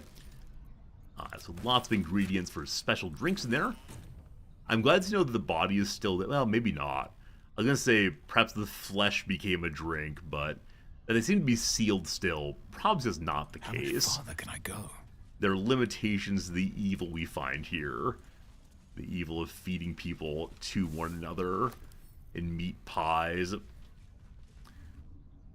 Oh, special book. Research notes. They describe a powerful venom extracted from a rare purple worm. Distiller Thisibald Thorm sought to create a fatal poison using the worm's gullet. He procured several parts of a worm gullet, but rinsed one in error. The poison he brewed was noxious, but not fatal. Thisibald devoted months to formulating a deadly poison with the remaining ingredients, without success. After exhaustive experimentation, he was able to make a near-deadly extract from the glands. But to complete his poison, Thisibald required one last ingredient, the petals of a corpse rose. The book's index reveals corpse roses may grow near tombs, mausoleums, and particularly redolent cadavers. Thisibald enlisted a courier from Baldur's Gate to obtain corpse rose petals and other ingredients and deliver them to a covert location. Unfortunately, a deep purple stain darkens the final page, obscuring the parcel's destination. Alright, I worried there would be an intelligence check at the end of this. Uh-oh. Also, I just heard the narrator take a breath. I think that's the first time a breath noise has been left in the narrator's reading. Do you all notice this when it happens? I spend a lot of time on my pre-prepared videos, whether long-form essays or my short Magic the Gathering videos, like going through and removing every single breath noise. And I don't know if anyone actually notices or cares about these things, but I worry that someone will complain, and I don't want to deal with that. For example, some people have been saying on my Magic videos, too much talking, not enough opening. I don't know if people just people ignore it if they don't like it, but it's a weird thing. I really enjoy explaining the story of the Magic cards I'm opening. And so my shorts end up being like a minute 30 instead of only 30 seconds. Anyway, let's look closely and see if we can figure out what these letters say. We are unfortunately dumb, but good luck, team.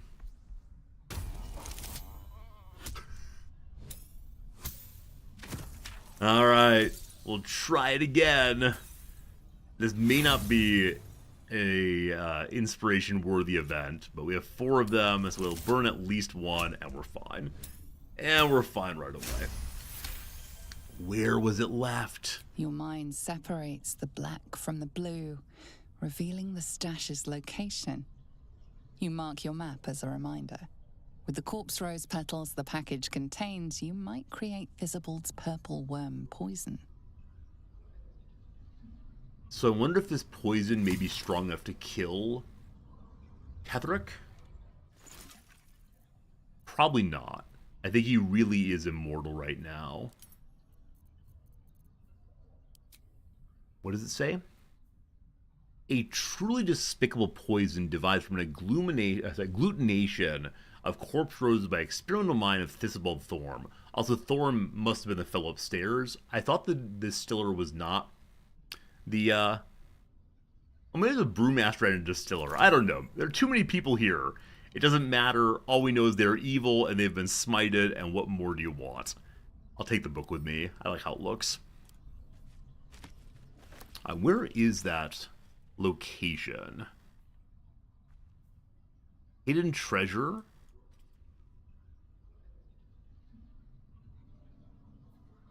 Ah, Brewer's alchemical stash is here. See, I think this hidden treasure may have actually been told to us in Act 1, possibly. I'm not sure if that's true. No, this is the prison treasure. I'm sorry, this is prison treasure here. The Act 1 treasure was near a tower, but not Moonrise Tower. So we'll head back to the north here, which is where we fought the Gith previously. Already cleared out that area. Nice. Okay, cool. Anything around this way?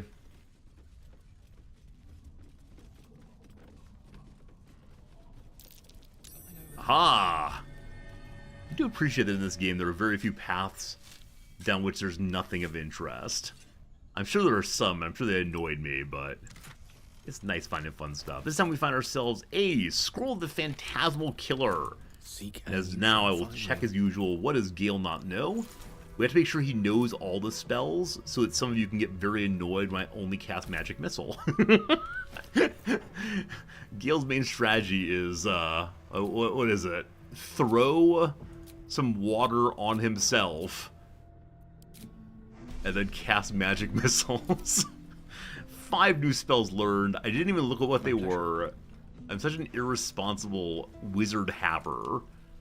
I'm sure wizards can be used in much more attractive, interesting ways, but what do? We just cast Magic Missile over and over and over again. Okay, so we know how to make a special Let's get going. tonic now. What's in here? I also These boots don't have know if I seen went through the everything. entire bar yet. It's a pretty large area. Shame we lost that brewer. I've forgotten his name. I do appreciate the way in which the game has different storylines at different moments operating. I believe we came down this way previously, so up this way. Yeah, the chest over at least. Looking Upstairs, ahead. please. Uh-oh. Misclick for old bingo there. Yeah, we can follow the looted areas to determine where we've been and where we've not. Oh, please go upstairs. There we go. I can't imagine, I mentioned this previously, I can't imagine being a dev and having to figure out pathing. Like, it seems like such a hard problem. Now, I don't know enough about, I almost said magic, but enough about coding to really understand what it would take to code pathing. But it seems much less Seems obvious simple than some enough. other kinds of game elements. Here who's not allowed to be here. Martin Doherty, human, chug and run. Adam Smythe, lascivious behavior, known as the pickle incidents. Garen Gothith Thorm, she knows what she did. Coven Ort, tall dwarf, exceedingly boring. Sarah B, short half-elf, vomit on the waiter purposely. Unknown elf, pale skin, snide mouth, referred to master distiller as the porcine publican, Piggy. Rochelle Quark, halfling, groin punching, and Jan von Dawn, suspected alias, grotesquely tall human, underpants on head. All fine reasons to ban people, I suppose. Pretty silly. I wish we'd been able to explore this world before it turned into Shadow. Like, though some people here seem kind of sort of cruel, others seem like they're at least interesting and maybe worth having a chat with. We have actually been over here before, so I do wonder then if there's something downstairs I've missed, or that really is the whole of the place. Large portions, of course, are kind of cut open right now. It's not too much to explore, possibly.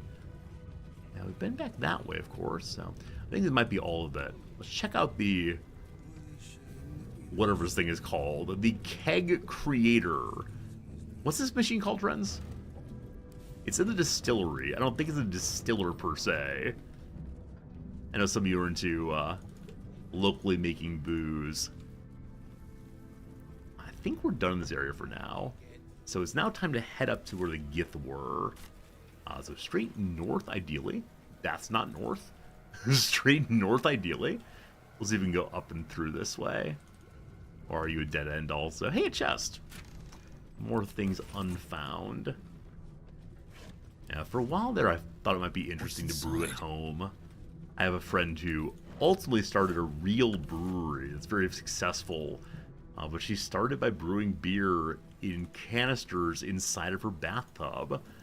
and spent years and years and years getting the recipes down perfectly. And one thing her recipes focus on is using ingredients that she herself would forage from areas nearby. And I found that so interesting. I think a lot of people did also, and so they were just delighted to taste the flavors of the local forest. And she did things like honey she found, various mushrooms, and this piece of bark. And just from description, that's aptly terrible, but I think the autochthony, the returning to the land on which one lives, was very appealing for some people in that area. So, when she said I'm going to start a brewery, a lot of people said, no, this is just silly, but it's worked pretty well. What did the veterinarian say here? The word veterinary log crossed out of the top of the ledger. Meat yield instead. Steed Stallion K3. Healthiest stricken through. Butchered instead. Alright, so a whole bunch of horses were killed and turned into tasty meat for the House of Healing. I mean, among the many sins here, this one seems not especially terrible. If people are starving, they got to eat. Fine.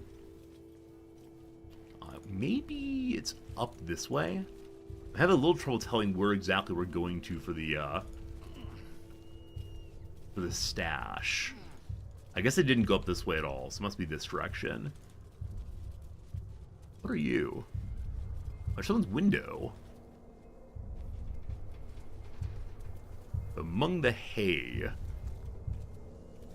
I'm not going to make the obvious joke about needles. So normally if we find a shadow, the shadow fights have not been especially difficult. Wait. We don't have to go fight yet. In the dirt mound, we discover... Yeah, the part of me that wants to try to brew at home is the same part that wants to try to learn how to make cheese. These are parts that I will never ever fully engage with, but still. Alright, record of shipment number 1. T. Sending your requested ingredients as per your letter, including purple worm glands. Eager to see results of experiments, send me some samples when it's completed. I have a few clients who'd be very interested in the toxic fruits of your labor. Alright, and we then get 4 corpse roses. So enough to make 1 suspension, and then a little bit more than that. A little salt, rather. Also, a cloud giant finger. These very rare items, I'm sure. We then find a frost salamander tongue, wyvern stinger, and a swarming toadstool all the way. I do wonder if there are reasons to save these items, but I'd like... Superior healing! We've learned how to make a bigger healing potion than previously. We'll get to that in a second. But we have this brewed up belly glummer. We don't know what it actually does, but apparently it's especially strong. We'll look at it in 1 second. What does it take to make the superior potion of healing? Musk creepers and any suspension. We have 1 serious injury healing item. Alright, so what is the new poison do? Coat your active weapon in poison. Targets must succeed a DC 17 or become poisoned to take 1 to 6 poison at end each turn. So this seems just be an incredibly strong poison, as opposed to being something that would instantly kill the invulnerable, unfortunately. We're disappointed with the Alchemist game. Yeah, the Alchemy seems kind of like on rails in this game. Yeah, the crafting of this game seems much more limited than I would like. Now, am I just saying, oh, I wish I had Skyrim at Baldur's Gate? Maybe. Alchemy crafting, such as it is, does feel very, very limited, so it's too bad. But that's how it goes. Alright, over here is what? Well, the morgue.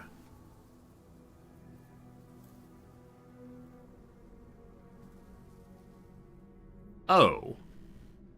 I missed the morgue entirely, it looks like.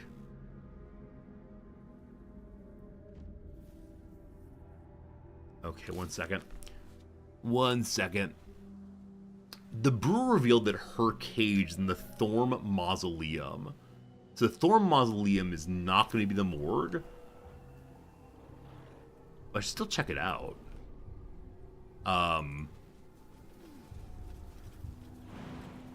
May I just jump in and fight you all? Absolutely. Your desire. We're not going to do the complete and total readying for battle. I'll just go ahead and give Gale some water to hang out with. Everyone's a little wet for a moment. You're fine. So Bingo and Lae'zel. I don't want to talk. Blessings upon you. Don't want to talk. Okay, so Gale and Lae'zel. Gale. Well, we're already at. I meant to jump in to start the fight, but no luck at all. We got a Wraith here. Immediate life drain. Shame on you. That was not particularly well done. I had a plan, but did not live it well. Alright, here comes Lae'zel. I always imagine, like, Indiana Jones noises, or maybe, like, Luke Skywalker noises as she comes in. Didn't you get some, like, new buff, rather? So she has a buff that caused her to do additional accuracy, but she's 99 there. And I don't know. Let's lacerate. Okay, an okay start. No kill. Maybe a little action surge. And we have one more target then.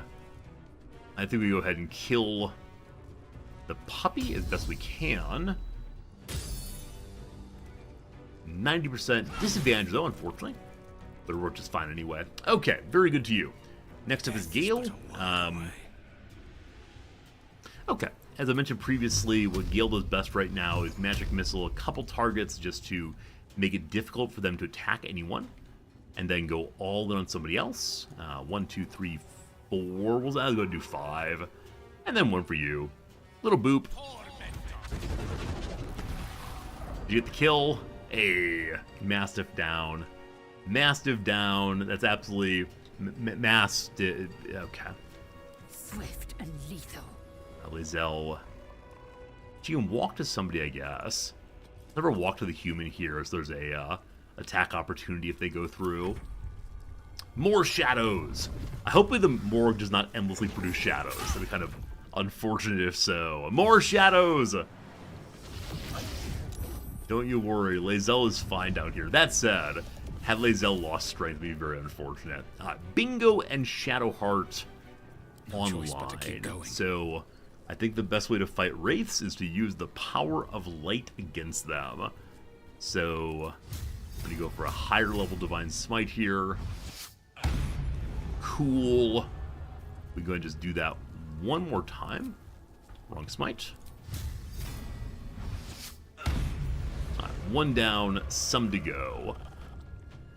Enemy right behind. We can go ahead and turn and use our Great Weapon Master bonus attack.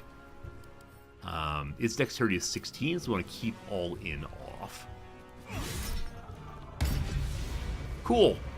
Good job, Bingo. Good job. Poor evil creatures. I feel like genuinely we have not treated the evil well in this playthrough. Now, should we treat the evil well? A different question. Shadowheart can't get out there, unfortunately. I was hoping we could have her use her Spirit Guardian and then go. So, I think you just run on through, my friend, and then, I don't know, you could turn on Spirit Guardian and just stand there, I suppose. What else would be useful right now? Just concentration already? Fox is cunning. That's a bonus to dexterity to Gale. We definitely don't need on.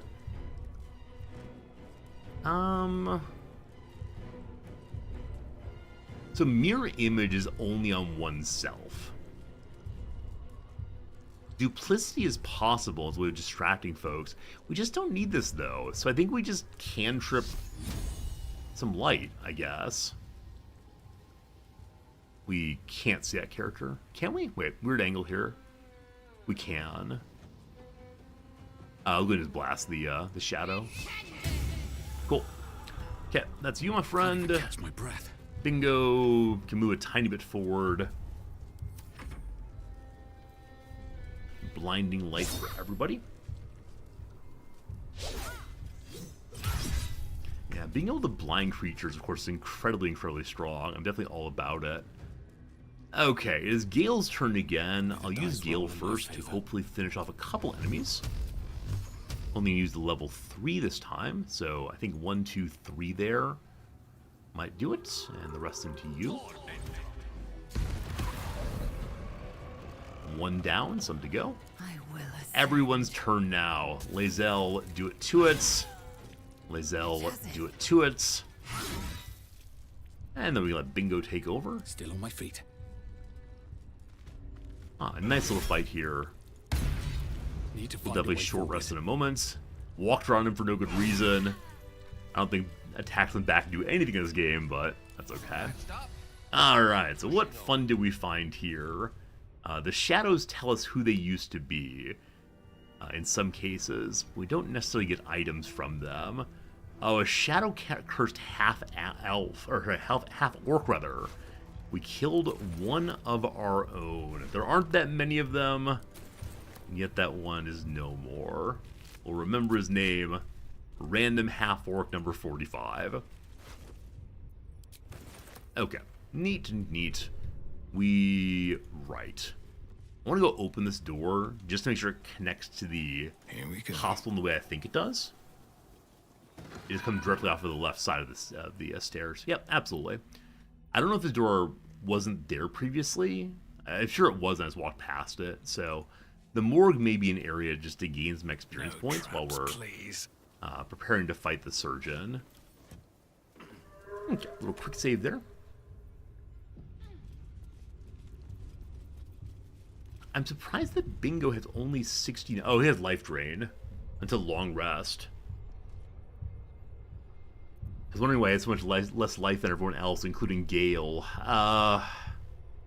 Still long rest. There's no penalty for long resting, other than I need to recast all my spells. So because I need to recast all my spells, I'm not going to long rest. If Bingo dies, I'm ready for an I told you so. Defy description. Silence can be best. Give it a try sometime. So Gale is saying this place is full of horrors. Yeah, looks like they just dumped bodies in here, as opposed to treated them with anything approaching respect. And I don't know if it's a general Sharite belief that the bodies of those who have suffered no longer matter at all. Due to their suffering, they are irrelevant to the Sharites, or what exactly? Yeah. This is not very nice.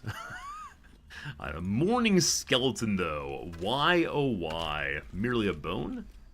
Where's a notice? Hear ye, hear ye, hear ye what?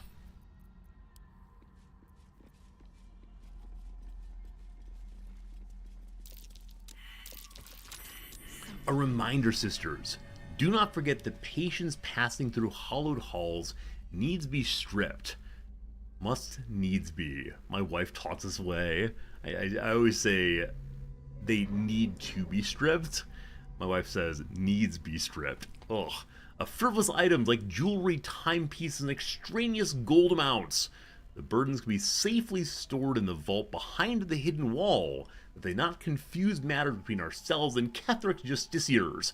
We like to avoid misunderstandings if possible. Alright, so the sisters were hoarding gold and such. They should have paid to the tax man, but instead they kept it for themselves. I see a button right there that I assume is the path into the hidden vault. Yeah, it's full of the items of the dead. Now, we do loot a tremendous number of enemies we've killed. Taking from those who died this way, it feels a little awful. That said, can't let these nice things go to waste, of course. So what do you have over here in your adventure backpack area? All these items saved up. Looking for a special clothes. The Tanner's Delight. I gotta do more dress up in the future. I think I often say that, never actually do it. In this crate we have just some more clothing. Over here we have a corpse left behind. Not sure why. Towels. Towels would be nice. They go with our sponge and soap and so on. You have a whole bathroom set eventually. Oh my, okay. Strange tendril amulet. Eldritch sigils course the metalwork of the amulet. Evil. For a warlock or something. Another body over here. With a ring. Visitor's Ring of Trading. A bonus to deception. That's not how trading works. Except when they say, this is my lowest possible price. And I say, okay, you wouldn't accept anything less than your lowest possible price. I will pay your lowest possible price. You've lied to me. You would have sold it for less. Okay, so a lot less in here than expected. I bet that this torch is going to turn, isn't it? Doesn't, okay. Huh, that turns off right away. Most torches stay on. Why are the torches turning right back off again? I wonder if there's some problem with the gas line? Are they being blown out, possibly? I wonder if this actually is a mystery of this place, or if I'm overthinking it as usual. I think the one we turned over here also turned off right away.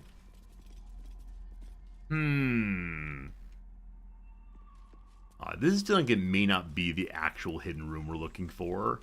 There was some jewelry, but not that much. Alright, what's in here? I'm expecting a big old zombie fight. Yeah. Zombies with weapons on the floor. Zombie has health. Undead Fortitude means that they die twice, correct? If a killing blow wasn't critical and wasn't radiant damage, undead come back to life. Alright. I'm here for your trickery. So we'll have Shadowheart go ahead and do the Bless routine. And then I think we'll just start the fight by running on in and bashing somebody, and that'll be fine. So, blessing for each of... Whoops. Blessing for everyone who's not you. Who did I miss?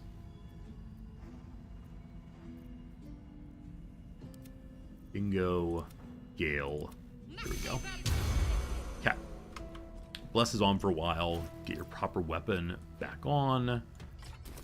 And then it's time to use some holy damage to start this thing. Oh gosh, I'm lost. You will run and attack to start it. Friend. Cool. Critical hits. It is dead for really and for always. Awesome. Bingo will have one attack left, I believe. Gale, let's go and just walk in a little bit. I'm not going to give him water this time, but I believe the zombies... the greater ones do have 74 health. That is a decent amount for us to eat through. Shadowheart, do you have your make water available? You do.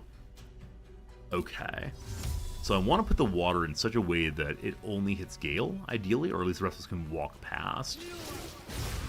Cool. So Gale is now wet. Unleash me. And we're going to use level 4. Twice on the greater zombies.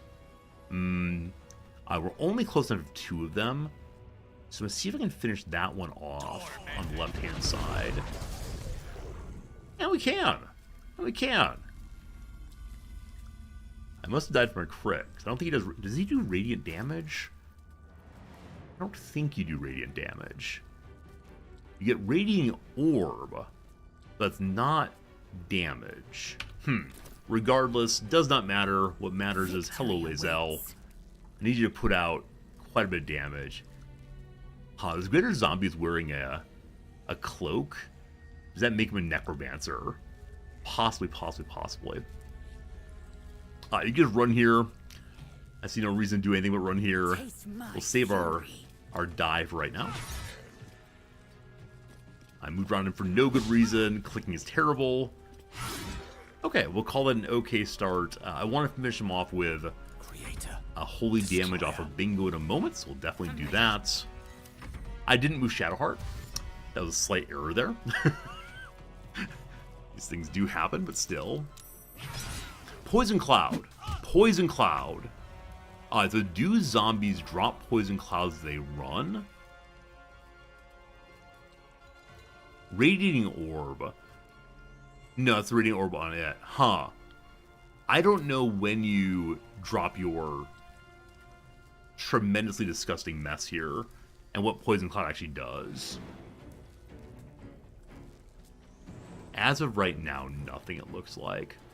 Also, I must have missed Greater Weapon Master Attack on Lae'zel. It's active on her. So we probably don't want to be in the poison, but it does appear to be literally everywhere. So I think we're going to deal with poison for a little bit this time, and that's okay. Bingo, bingo, bingo. It's slow to move to the poison cloud. Wait, has your action been consumed? Oh, yeah. He had a half action from starting the fight, and that consumes his second attack, unfortunately. Well, gotta get in there and help old Lae'zel hold down things. Save from the poison. Great. Who's up next? A lot of dashing, so turn to sort of deal with this. We could move out of the poison. It's like run straight backwards out of here. But I don't know if the poison comes with the enemies or what exactly. Gale's in a safe location.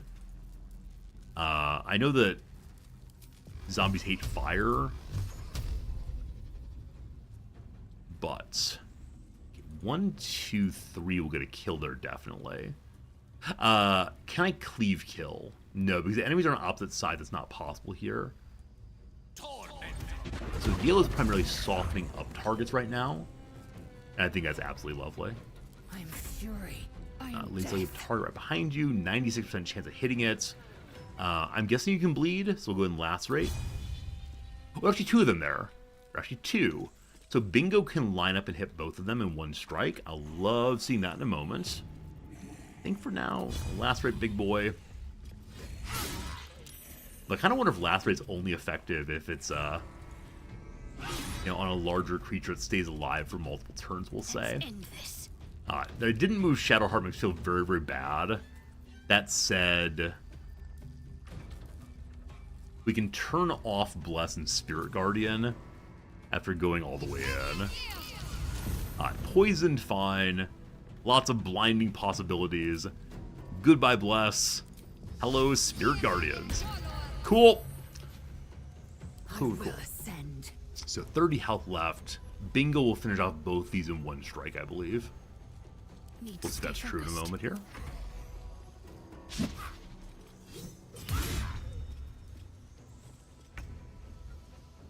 Is it even worth using Bingo's special attack here? Yeah, we get it back after a short rest, so we'll say sure.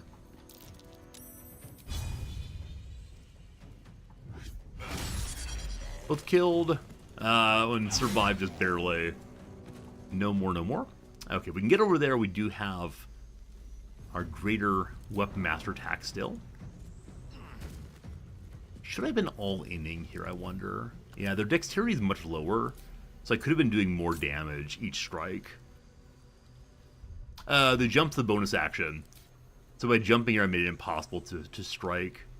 That said, we could have walked. I keep getting confused that the red line here does not mean you can't move. It means that it's dangerous to move. It's a different red color. So by jumping here, I made an impossible attack. Hey Ben, any mods in use? No, totally base game, totally first playthrough. I know nothing about the game at all, and yeah, it's just this. Shaws, thank you for helping out also. Yeah, really just the game as is. There's some really cool mods I've heard of, but their ones will not be playing anytime soon. Okay. Gale, let's go ahead and use your... Let's skip Gale. Blood comes easy. Let's skip Gale. One enemy remains. It's not an especially hard fight initially here. My suspicion is that we were supposed to come here earlier. Taste my fury. And we didn't. Let's go ahead and step out of the gap we can. Looks like it's been Dust is sparse on the door, been used recently. Uh-oh. Someone's waiting. We are going into the poison. I know we shouldn't, but imagine if one of these zombies is a truly amazing weapon and I just skip out of it. Those of you who have played this game a decent amount or have watched it, what's your favorite mod?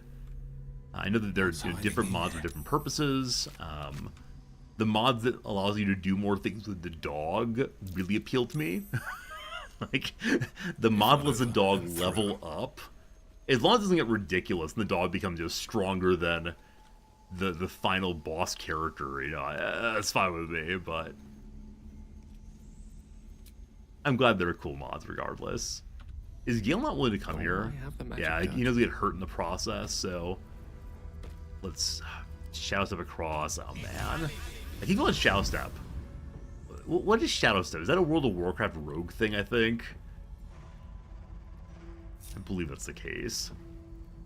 Unlimited free dying. Oh, dying like change your clothes color is very cool. No party limit. You can bring everyone along. Yeah, that is one limitation of the playthrough, of course, is that there are really interesting characters that I know nothing about. Now, in my particular playthrough, there actually aren't any interesting characters I know nothing about, but in principle, one could have a character that they would know something about. Unlimited inspiration points, or as a way of not having them go to waste, right? You can only have 4 at a time. What if you don't need them? They just sit there then. I'm guessing there's something problematic behind that door, given it's been used recently. So, here for a very quick rest. With haste. And do I even want to say hi to Volo? And what's our weight look like? We still have plenty of carrying capacity. We'll be fine. And we can always come back very easily. Albert Egg is safe still in our camp. Delightfully. Though I know it's never to hatch. The Gith one's gonna hatch, I'm sure of it. Gotta hatch. Can't wait to figure out who our kid is. I look forward to questions, probably in Act 3. Like, how do you raise the Gith baby? Do you beat it every morning so it builds up a sense of character? Or do you give it love? You can already imagine how our Gith baby's gonna be raised. Anything that speaks against the good. It'll be exposed to the elements for one full day. Any moment of selfishness.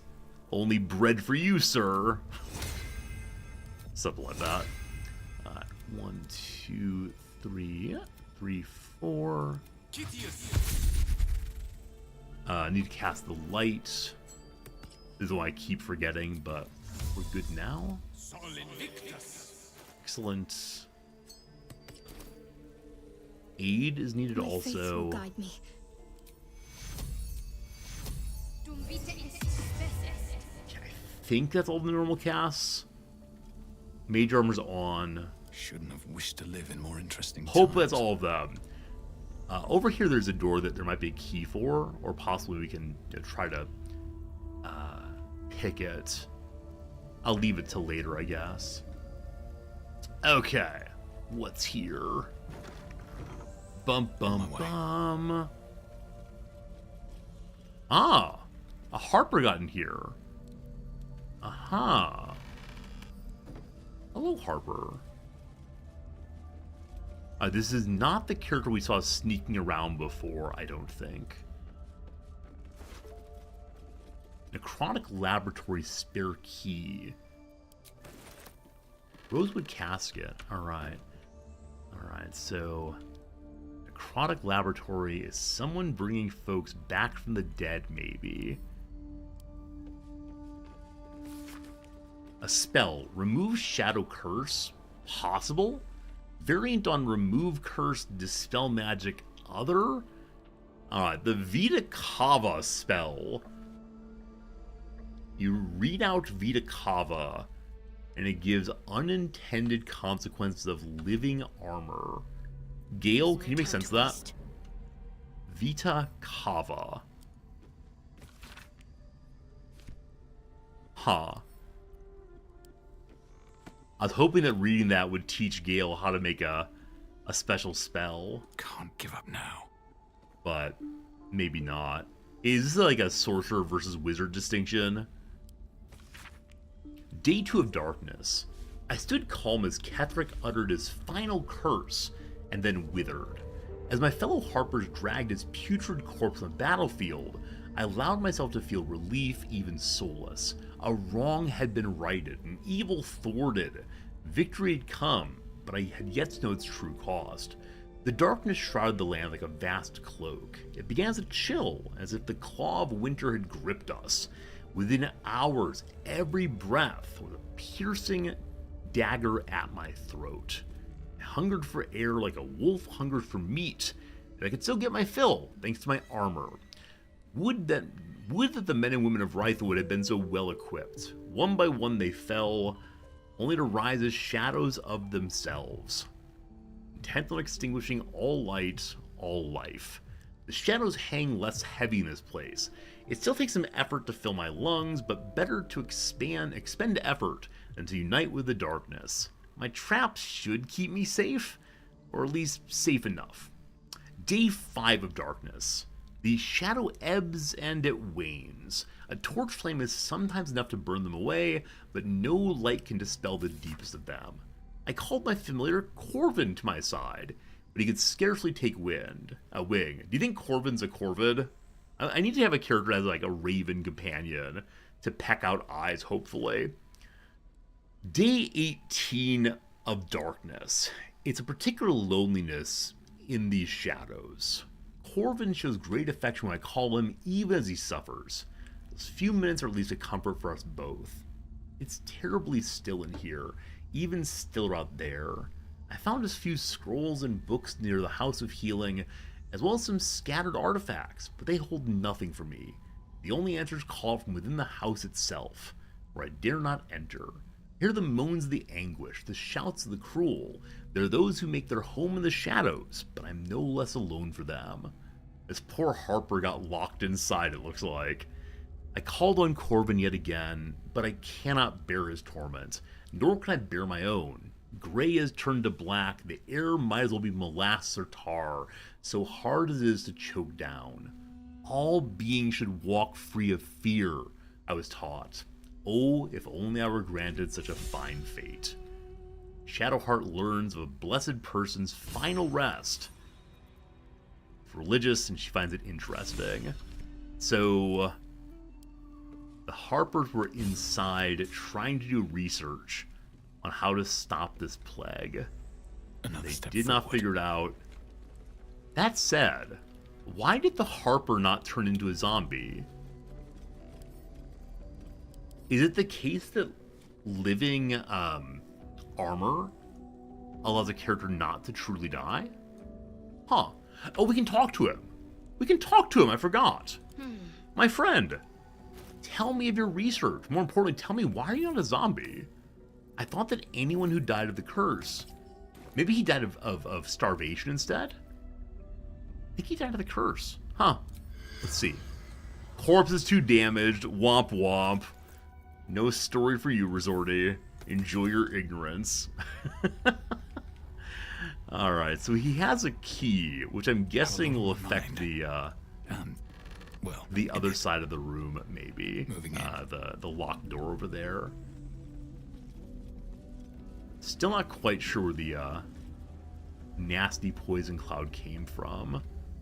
I'm gonna run bingo through this thing and see if the key works.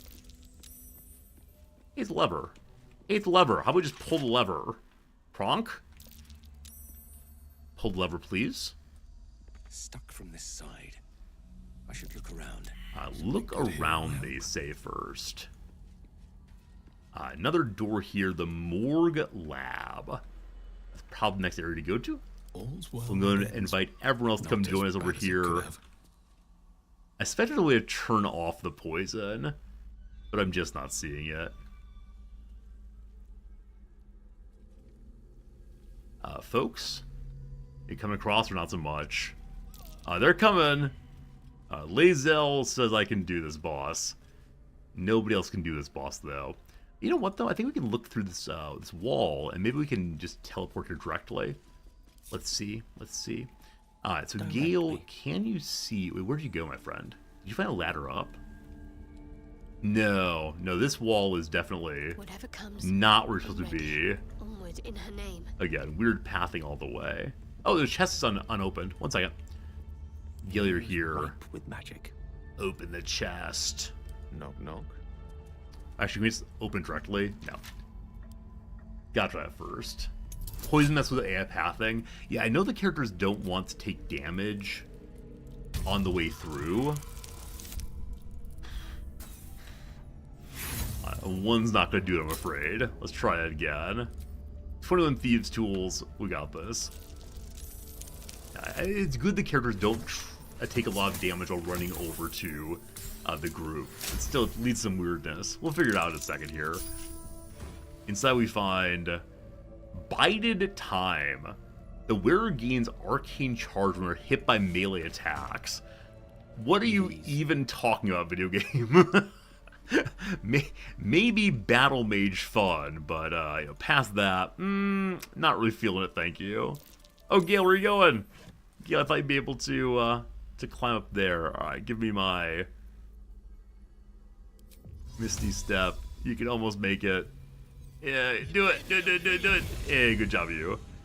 What's Then next? Shadowheart has plenty of health, so you could probably run through. She maybe have like a resistance spell now I think about it, don't you? I thought she had a resistance spell. I think it might be yellow. There we go. Well, she has 2 Misty Steps. Could use this one. Hello?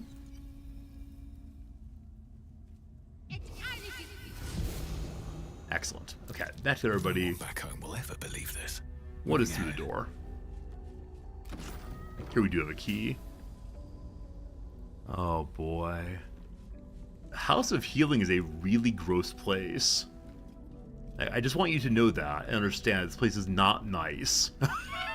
I hope we find something important here other than just like a continuing insistence on how absolutely terrible the Sharites are. And if only our friend could understand that. Open up. Now, every time we talk to That's curious. I just love her. To Shadowheart here, she has no clear or distinctive opinion on what's being done.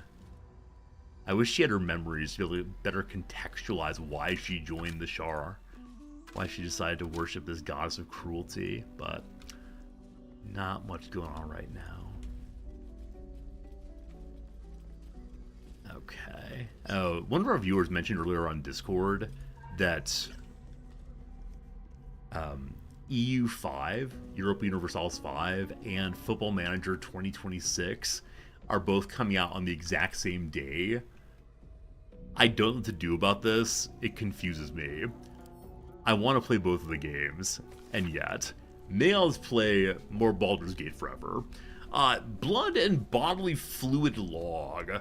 It's no longer necessary to log names. Race or creed types is sufficient. We'll use the term donor or vessel. Victim is an ugly, inaccurate word. Alright, so we're seeing here why people lost their blood, including an ogre whose corpse is complicated by Balthazar. I don't think we know Balthazar right now. Gotta keep our eyes out for a person named Balthazar. We can investigate their ogre corpse, maybe. A little tractor, no problem. You're hesitant on both releases, EU5 as well as Football Manager. Yeah, I'll probably play EU5 day one, I think. One with the Wii. And I mentioned playing EU4 before that, but I'm so stuck on this game. I'm stuck on ruining my strategy game channel by playing non-strategy games. But I do want to play EU5 when it comes out for sure. Hey, we got a high roll there. Ended up working out very well. That 1d4 became a 4. I don't think this is strictly legal. One more, here we go. Yeah, it's always a nice problem to have when there are too many games coming out that one wants to play simultaneously. Especially when one has the freedom, time, opportunity to be able to choose one, and they'll get there eventually. So many games come out soon, run up to Christmas. You're absolutely right, Mark. Absolutely right about that. Oh no, I celebrated my successes, now I gotta deal with a few rounds of failure. That's okay. Still 19 tools left, never gonna run out. I hope. There we go. Good to go this time, no problems. Alright, another box to explore. In this one we have Eversight Ring. The wearer cannot be blinded. Huh. Huh. I'll be curious to know when that is useful. I'm glad I have it, though. To new horizons. Okay, so here we have, like, various pieces of torso. Unless I'm able to make Frankenstein's monster, I don't believe we should be engaging with that even a little bit. Nah. What to do? Well, speaking of Frankenstein's monster, yesterday while I was on campus, I was in the library going to check out a book, and a student got in line behind me, and the student was carrying a book I'm very interested in by James Baldwin, and so I said, hey, you go first, no problem, and then I asked her about, I asked her about the degree to which she was into Baldwin's work, and we ended up standing there and talking for like half an hour about James Baldwin and Frankenstein and a whole bunch of books that she's really into and that she wants to read and that I've read, and it was a nice moment of conversation and connection with a stranger. I always try to leave students alone when they're not in the classroom because they've got a life and things to worry about, but I'm glad I made this connection, and she was so excited to know that she could talk about these things, and so she's going to send me a little email, we'll meet and talk some more, but yeah, it's always a nice thing when there's a random joyful student who just wants to talk some. I don't know what her major is, though. I worry it's business, and I think she's about to graduate, so too long to save her from that one. Don't you worry, business is great. More things about where tissue and organ came from. I'm curious if any of these reference the parasites. No. Ketherick promised the finest of specimens, but Balthazar provides naught but dregs for the research. Spleen here, a finger there, an intact head if I'm lucky. The bloody necromancer has kept the finest cadaver for himself. I'll talk to my nephew. Okay, so the doctor, surgeon, is Ketherick's uncle. If we had to make a family tree to end this playthrough, I'm not going to be happy. I've not been keeping good enough notes. I discovered all too late I was making things much harder on myself than necessary. There was no need for complex chemical experimentation. No, foolish me. I would have turned to that which has already been perfected by nature. Fortunately, my research led me to the carapace of the carrion crawler, which contains a paralytical agent, so powerful I must be quite cautious not to breathe it in during refinement process, lest I fall asleep at the workbench.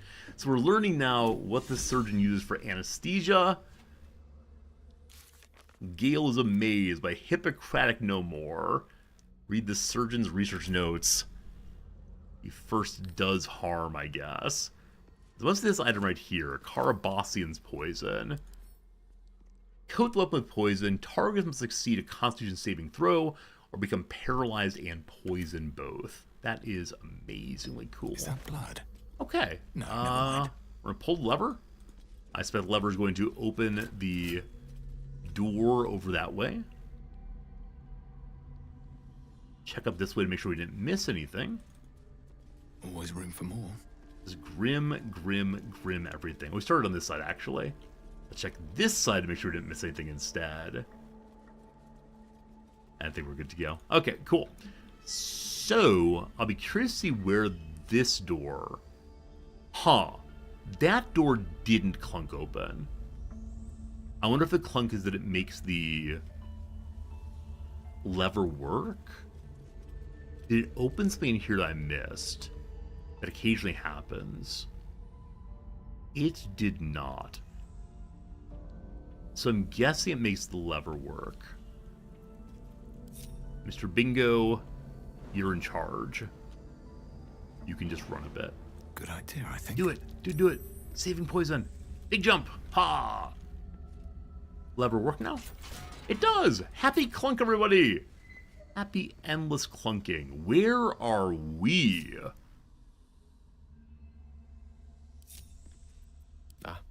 Our characters need inspiration to run through there, which I get. Are we allowed to... Step to here. We are. Cool. Okay, from there, we can go ahead and step again if we want to, wasting all of our spell slots, but we do have extra spell slot production if we want to. Oh, can you not quite see it there? Can. Hey! And all that just to keep him from taking any damage at all. Seems a little bit unnecessary. Also, there's a button here. Make me wonder if this is a way into the morgue instead of out of the morgue to new things, but... Man, what is this? Oh, excited to see what that's going to be in a moment. It's very, very cool.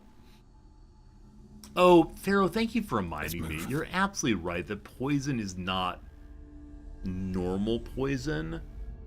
I keep thinking poison just is damage. How will I ever remember that? To keep pushing. I think I've just played too many RPGs in which poison just is more damage. I wonder why in D&D that's not the case. D&D is not Final Fantasy. I know. Team, when you all think about poison in RPG, do you think, okay, every step take damage? Or do you think a reduction in hitting things? Maybe I've been poisoned, haha, by some game I played at some point. But yeah, every time. Poison is damage over time. That's very silly. There are lots of kinds of poison, of course, but I forget always. Thank you for the reminder, Pharaoh. Damage over time. Hey, there we go. I'm not alone in this crazy mixed up world, thank goodness. Gale, it's time for the Pearlescent Ring to get a tier 2 back. Yeah. Don't know why I need that, but it feels important to have. Do the same thing with this. Cool. Look at me remembering when the items I have. Feels good, feels good. Okay. Still breathing, despite everything. Quick save. Forward. We can explore over here. I think turning on the brazier feels fun. Go ahead and light up my light. Oh, speaking of which. Okay. Want to make sure everyone was already lit up over there. Man, if I saw just this picture right here, I would think, okay, boss fight's coming. At the ready. Absolute boss fight place. I don't think it actually is. I saw there's a chest over here. This is possibly the place where giant jumping gets to happen. We've been waiting for giant jumping for a very long time. Let's see. The Pit of Evil. I think we can feather fall down to there. What am I to do? Huh. Quickly then. Okay. Of course she can. We have a treble jumping item if need be. Also, of course, Gale and Shadowheart can just step over here no problem. 14's pretty high. 14's pretty high. 14 is way too high. We have more thieves' tools for a reason. Parkour Gate 3, I love that. I'm gonna get it. I'm gonna get it. Nicely done. Nicely done. Friends, an ad break is coming. I apologize for not playing the crossword anymore. Can't imagine stop playing this game. Hey, it's our second ever cape. Whenever a creature deals melee damage to the wearer, that creature takes 1 to 4 acid damage. I know that should be on Shadowheart. Work to do. I know that she should be tanking more than she has been. So I'll put that on her with the great hope that I can remember to do that in the future. Alright. A farther location.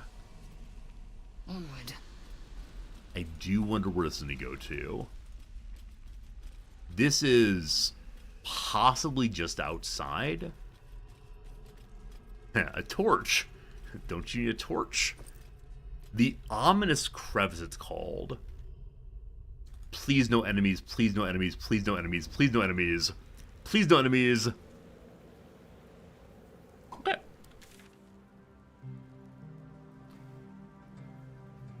Okay, we saw this earlier across the way from the mausoleum. We met Raphael close to here. No, I think up above maybe. Perception check. Uh-oh. You getting hit by a trap? Oh gosh.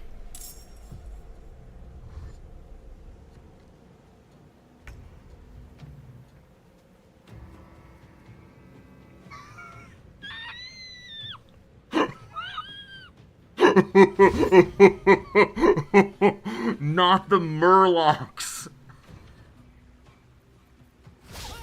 What have I done, friends? What have I done?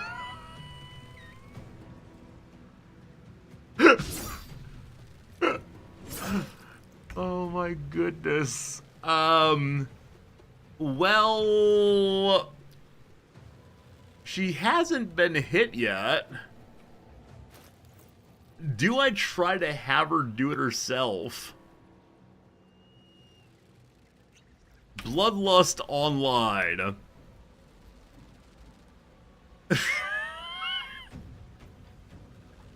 Alright, where's the big cleave? Bring me the big cleave. Sleep attack's 1d8. If we only have 1d8, that's too bad. Alright, so Lae'zel might die here, but I want her to go down swinging, obviously. I have a bigger cleave than 1d8. I guess not. She really is like a single target person. I think there's a chieftain right here. So that one concerns me. But for now, a critical miss at 95? Critical miss at 95. I can bring the others in. I mean, while this is true, I think it's funnier if she fights through solo.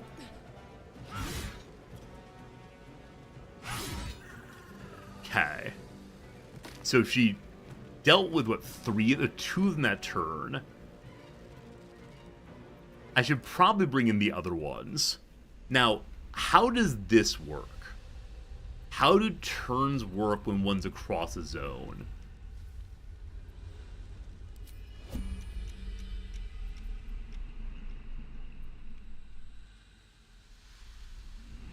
Why doesn't Lae'zel solo? Turns are paused. Time to press ahead. So, the fight's not happening there until we get there? Is that right, Nelphine? Okay, I need dimensional door to get Buddy across.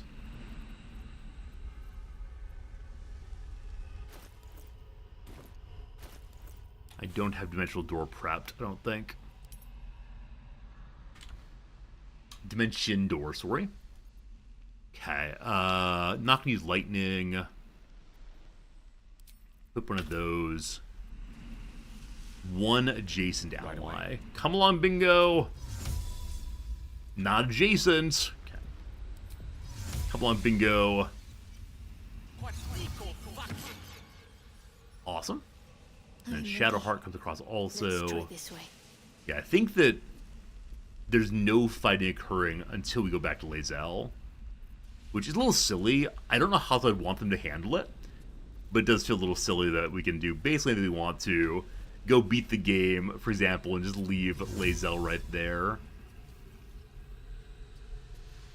I may have to do Gale's ferry service in a moment here.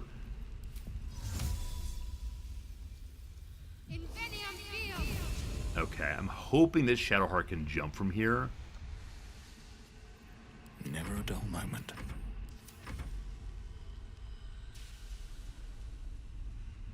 Until she's taking damage on environmental turn. She doesn't. Okay, it really is loaded this way instead. Or loaded safely. Or she is safe or something. Yep, too far away. No longer have steps. I'm guessing we can just short rest if we want to. And she get these back then, right? Yeah, I don't want to waste any more of Gale's spell slots. So exit turn-based. Short rest. You can't short rest until someone's in danger. Got it. Alright, Gale. Spell is level 4. Okay, can Gale get across with this step? He can. I like his way of solving my problems. 2 spells, 1 turn. Exit turn-based mode. No time to rest. Let's go. We need to regroup. Group everybody. The 2 of us. Don't you worry, Lae'zel. Better not be cursed. I'm probably going to have them join the battle in kind of an indirect way. Because I very, very much want Lae'zel to see if she can fight it out entirely. Everyone's in the battle now. It's Lae'zel's turn. Her turn's already used. Got it. Nothing to do.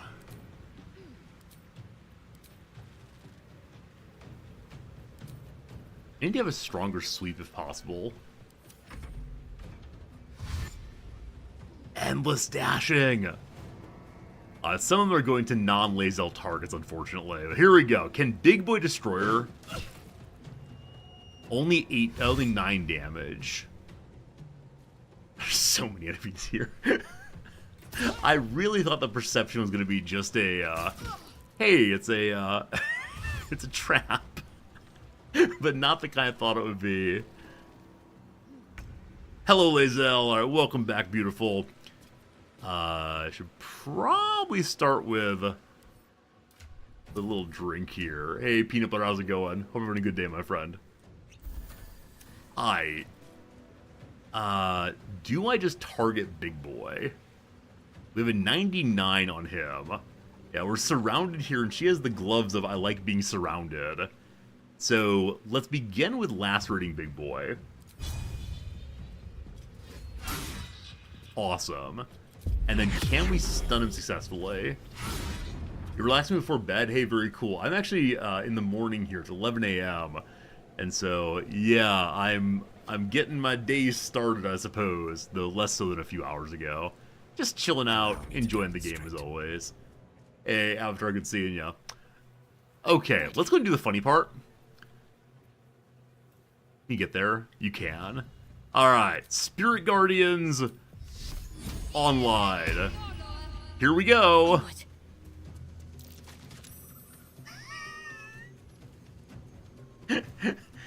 You gotta be here for it. You gotta be here for the blinding and AoE damage at all. So good, so good.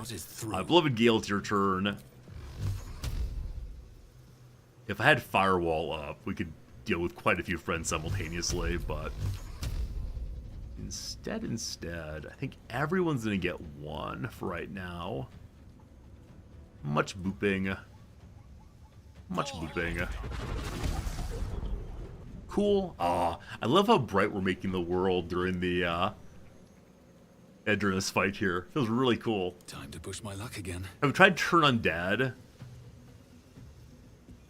Do I have Turn Undead? I know the Paladins are Turn Undead kind of people, but I don't see it. Diggle, good seeing you, my friend. Yeah, where's Turn Undead? I know Divine Sense I can use to get more chance of hitting. It's a cleric ability. Nah. Spirit Guardian's more fun, I think. Alright, it is time to use our friend Colossal Onslaught here. We can hit all of them. Sure. Bye. I can't say it's the high point of the stream, but you know. Feels good, man.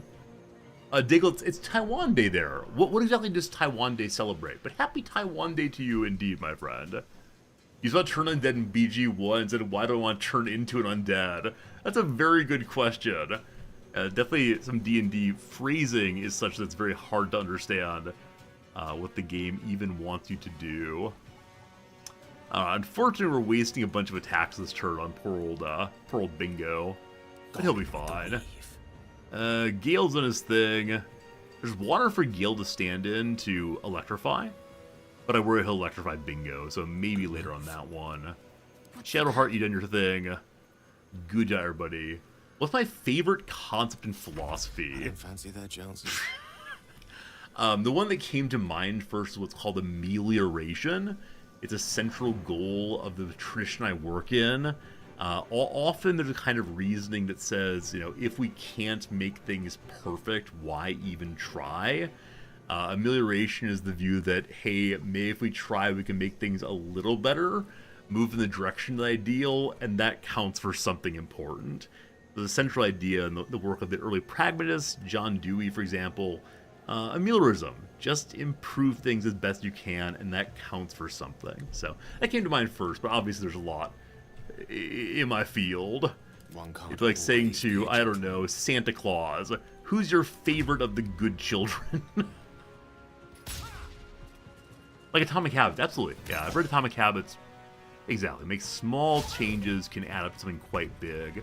I think for doing the pragmatist, it does not matter if it adds up to something big. We cannot even think that thought, or it will destroy us.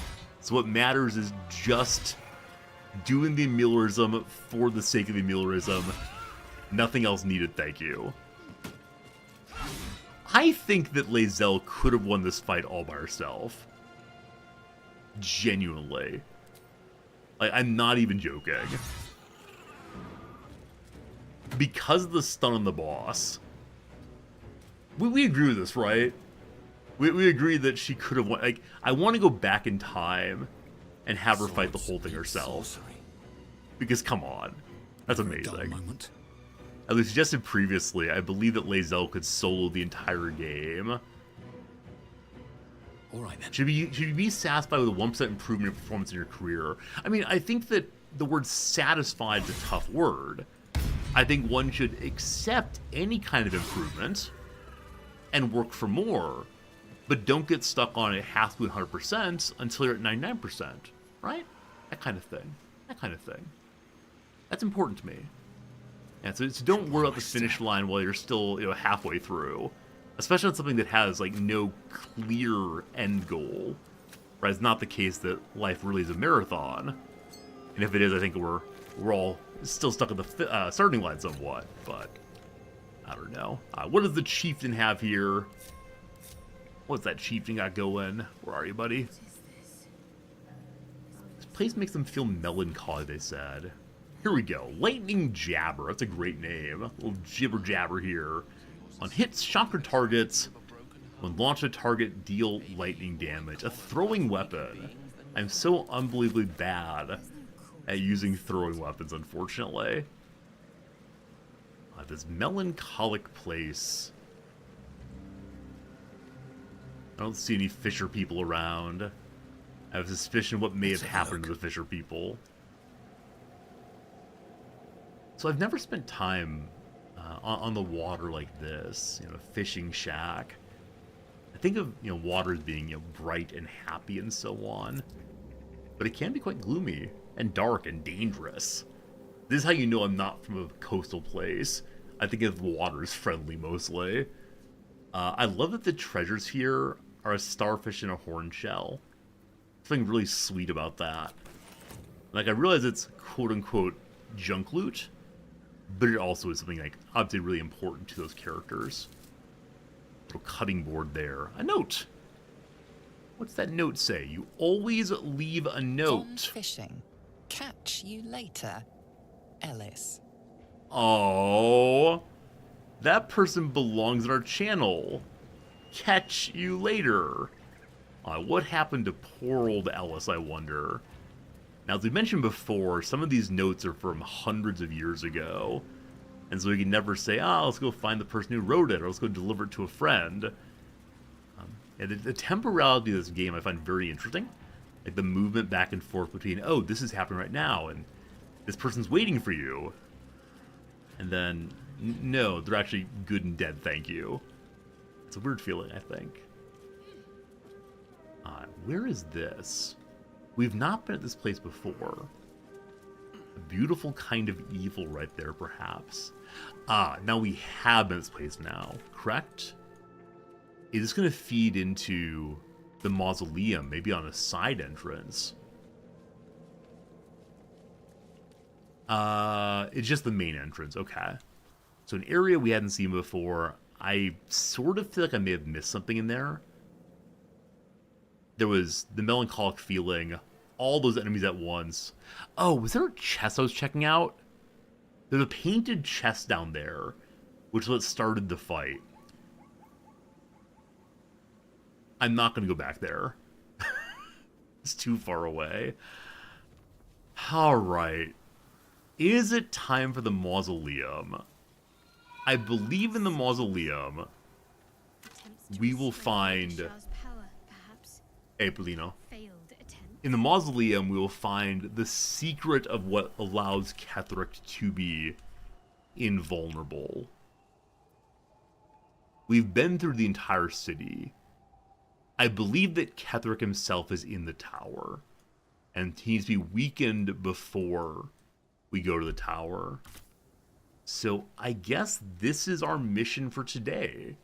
We still have about an hour and a half of stream left. We will plunder the mausoleum and hopefully free somebody. Have you gone to Moonrise yet? I have not gone to Moonrise yet. I was leaving that as the last element of our explorations here. I know we have a whole bundle of missions there. I know we need to save a bunch of people and so on, but the cleric at Last Light encouraged us to go find a way to weaken Ketheric before we go engage with Ketheric. Does that seem reasonable? I tend to listen to the dictates of my my quest givers almost always. Elminster's not around. So I don't have any of the highest tier spell slots. Did you hear her ask me to scout the tower? Oh, did she actually?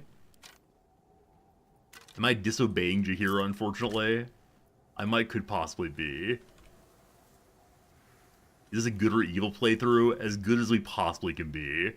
Where Paladin who's maintained his, Yes, it is good and evil both. Simultaneously good and evil. I think it's been the attempt of being good all the way through. I'm doing what I think they want me to do. I think I'm like following Bingo's curiosity. Maybe my curiosity, I'm not sure. Yeah, but definitely we've been trying to follow good all the way through. Bingo has his oath still in place. Is that blood? And yeah, No, I feel never mind. largely pretty good about what we've done. Some for me. people will challenge some elements of what I've done, but I think that Never wanted the easy path. 95% of the choices we've made in this game strike me as being in line with a certain conception of Paladin goodness. Yeah, I think that's true. What's this little tower here? We've not explored that. Yeah, we haven't strengthened our tadpoles at all. All the tadpoles just sit awkwardly. You broke your oath in the Paladin run. See, I believe a number of our viewers told us that we would be violating our Paladin oath in the first, 5 minutes of the game. We've managed to survive against that so far. There are a couple of moments where I said, okay, is it possible that the thing I want to do here will violate our oath? And, yeah. Yeah. Typical my way or death zealot paladin. That's probably fair. I'll say it's probably fair-ish. I don't know. He has a strong conception of the good, which is perhaps not appropriate in this contemporary world of ours. I think we're good, though. I think we've done a good job of roleplay here. Now, perhaps the roleplay is not what everyone wants, but who knows? I've not been an intentional grave robber at any point, so we won't leave their secrets there. Though I am curious we'll eventually need to go find some body and burn it, perhaps. Okay. And I think that's one thing I like about RPGs. It probably attracted me to them when I was very, very young. A corpse rose. We can use this to make the really fancy poison. I think that in RPGs, most of them, there are really clear conceptions of the good and the evil. And our own world is so darn complex. It feels for me like a very pleasant kind of escapism that I can accept the world's conception of good and evil and get to it. I think it's like a kind of childish conception of a morality that I missed, right? The point at which I realized, oh, the world's very complex, I found really, really challenging. So, yeah, I think the simplistic morality does appeal to me. And, yeah, that's my story. I'm sticking with it. All right. We've been to the Masons Guild. I haven't followed this path exactly before. And I know, of course, there are some RPGs that do have very complex morality. And a number of you have said a few times that at some point in this game, the moral choices will get very hard. If Bingo's going to lose his oath, I'm okay with that, as long as it happens for roleplay reasons that I intend. As I said before, if at some point, you know, our choice is to say, like, be nice to this person, and Bingo spits on them, that's not okay. But so far, largely so good. I'm cool with it. And I'll be curious to see what happens. Like, if we break our oath, I guess this is a general mechanics question. If a paladin breaks their oath, do they just turn into basically a fighter? Or is there anything important past that I should know going into it? They don't become a fighter. Okay. Okay. What is the important difference? Good here, I hope. Friends, we are going to the Moonrise Tower to scout at least. Exactly. This is a spoiler-free run. I appreciate those of you who are not spoiling the game. I don't know who Saza is, for example, but don't you worry too much. It's a fighter with no fighter abilities. Okay. Okay, so it's fighter-esque, we'll call it. But I'm guessing primarily you just thwack at people and hope for your best. I definitely got to save before we see the tower. Part of me wants to break the oath just so we can see what happens. But that part of me is not substantial enough to ruin my intended playthrough here. So, I know / suspect, well, I know that up to this point when we've dealt with people in the cult, in this particular run, that we... or this particular act, rather, that anyone we met in the cult has immediately assumed that we're a true soul. We've never actually affirmed it. And so I wonder if we'll just be welcomed into the tower right away. Hey, buddy, come on down. You're one of us. And so even though resisting the parasite, is that resistance not clear enough to the people who are here? Not sure. Not sure. The Paladin's an objectively worse character. Alright, cool. I love this game of the fighter. Yeah, Peanut Butter. That's why I have Lae'zel.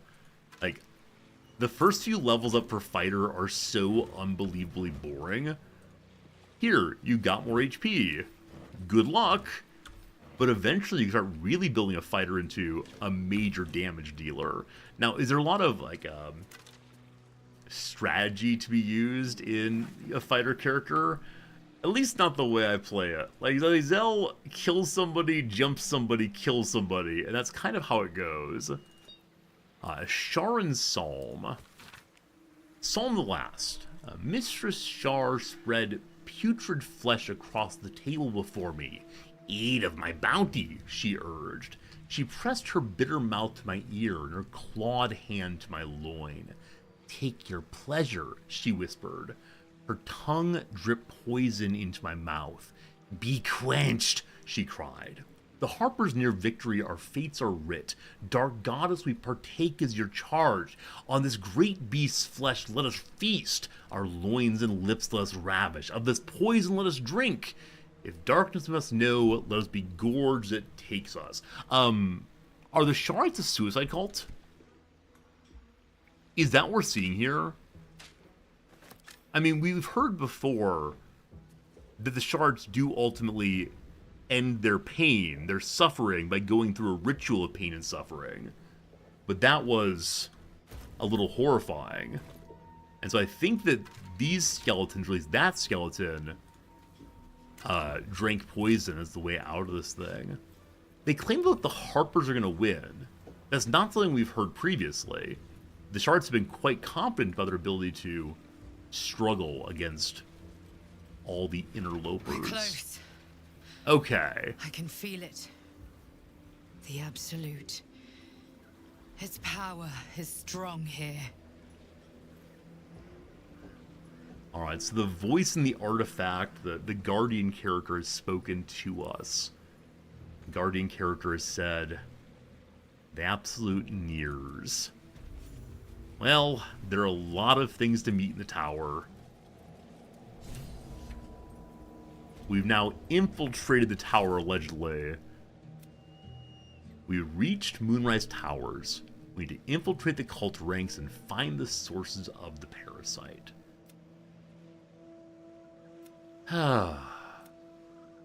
We still haven't found Zevlor. We're hoping that Zevlor is in the tower also. So many roads have led to the tower. You, halt!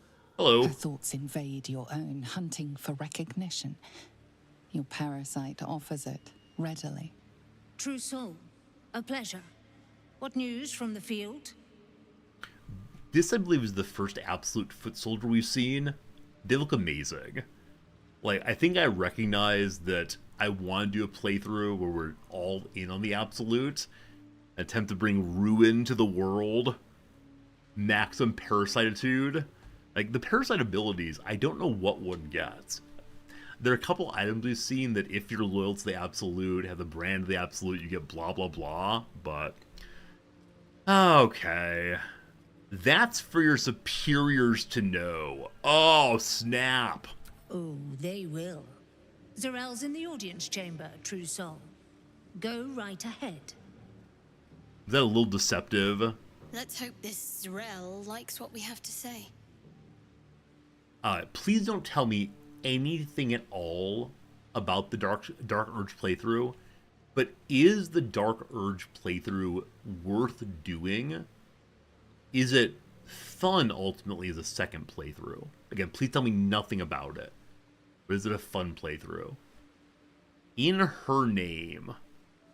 I don't know what that means. And no one said to me before. 1,000,000% yes. I think so, yes. Yes, yes, yes. It's interesting to watch. Alright. Alright. We'll have to look into it at some point. Worth doing? Okay. Praise the Absolute. Having a conversation. And with your spirits. Playtime's over. So, perk up your ears. You and the pup have a new mission. Absolute's cult has gone and grabbed one of Zariel's assets. Will A is devil. dead. And a powerful one at that. They're locked up in the cult's fortress, Moonrise Towers. And you're getting him out. Prompter will not from me. Forget if the asset can rot in the tower. If the devil's powerful, how do they get captured? So, yeah, exactly. Will is in the camp chest. What do you mean he's dead? People in chat can give you the storyline of all of the dead characters. The ones you see in our party are all of the living characters who could companions. They all have good reasons for being dead. Don't you worry. But there you go. Did I watch the teaser for Dark Urge? I don't know anything at all about Dark Urge or any of the other characters. When we were making our first character, people in chat said pretty emphatically, don't even click on the pre-made characters, so you learn about their stories in the game. So that's how it goes, Alright.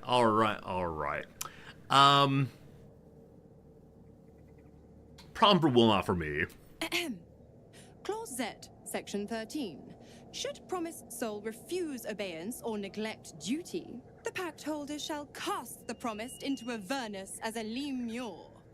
I'll make it simple. Will fails or refuses, and he turns to a thick blob of stink flesh and sinks to Avernus. You either mount a quick rescue, or you condemn Will to an eternity sizzling in the hells. Sounds like an easy choice to me. Mizora's words may be flippant, but they are tinged with desperation. She cannot afford for Will to fail this mission. This may be your best chance to negotiate Will out of his pact. We'll rescue it if we end Will's pack, or I'll make sure it's done. I don't want to help. I don't want to help Will. Will is dead to me. Like, sincerely dead to me. I couldn't find an in-game way to get rid of him for really. I need a mod that deletes Will. Alright. You end is packed. Interesting. Now, why should I go letting my favorite pet off his leash? We could let the cult infect the assets. Remember all you cannot devils in contracts. Or say you know a pact-breaking charm and chants through the pseudo-infernal phrases. Yeah, there's no way I can do what I actually want to do in this game right now. In which we do just let Will get turned into a blob. How it goes. Let's put on a little performance. We're gonna make some weird infernal noises. Oh no one's close enough to help. Oh no! It's only a 14, but yeah, we should be getting our bonus here to guidance and so on. Ha. I just need 111 or higher. We can do this. We just need 111 or higher. So we can do this.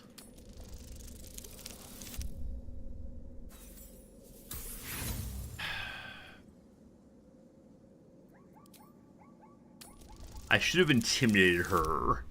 Hey, there we go. There we go. I've never seen such a fearless display of sheer idiocy. Bravo. Fine, I'll play your game. But I amend the pact once the mission's done, not before. I don't F, believe you. Section 9.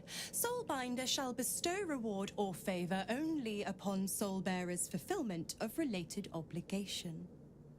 Now, get to Moonrise. And do mind the shadows. They've been especially hungry. Alright.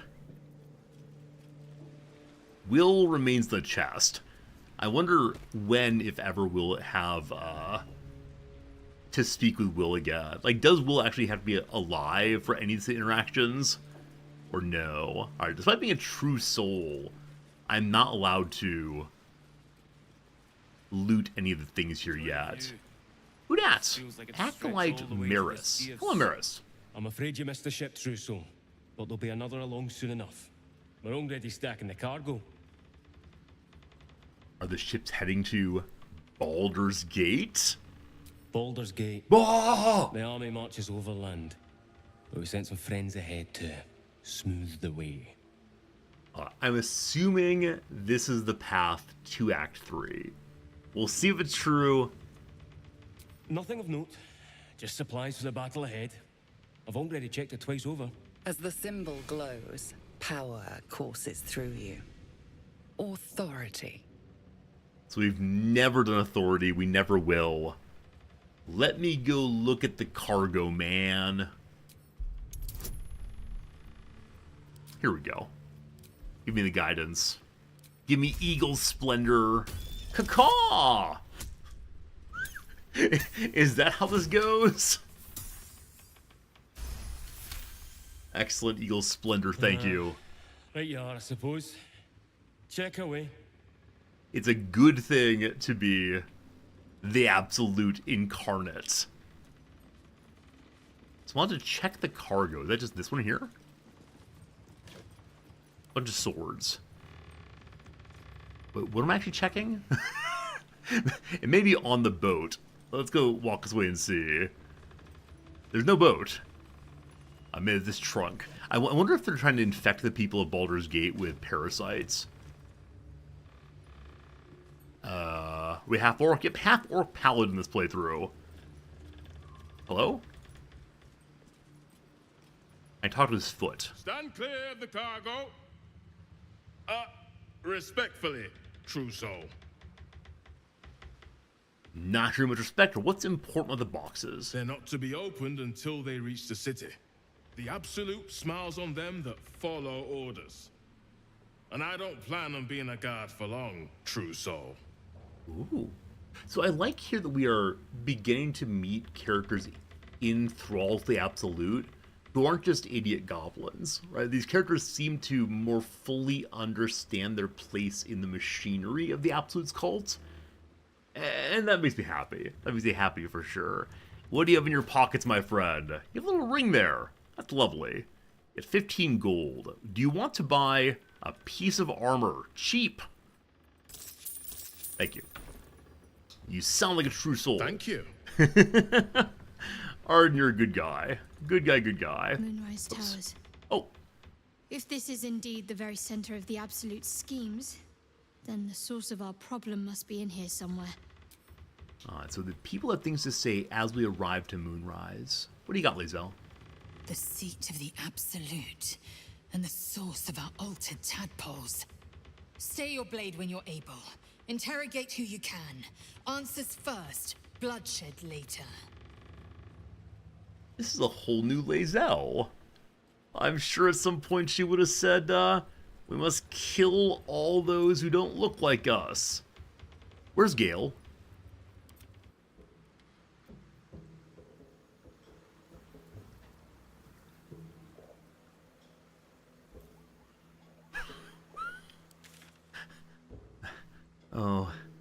Oh, dear sweet Gale.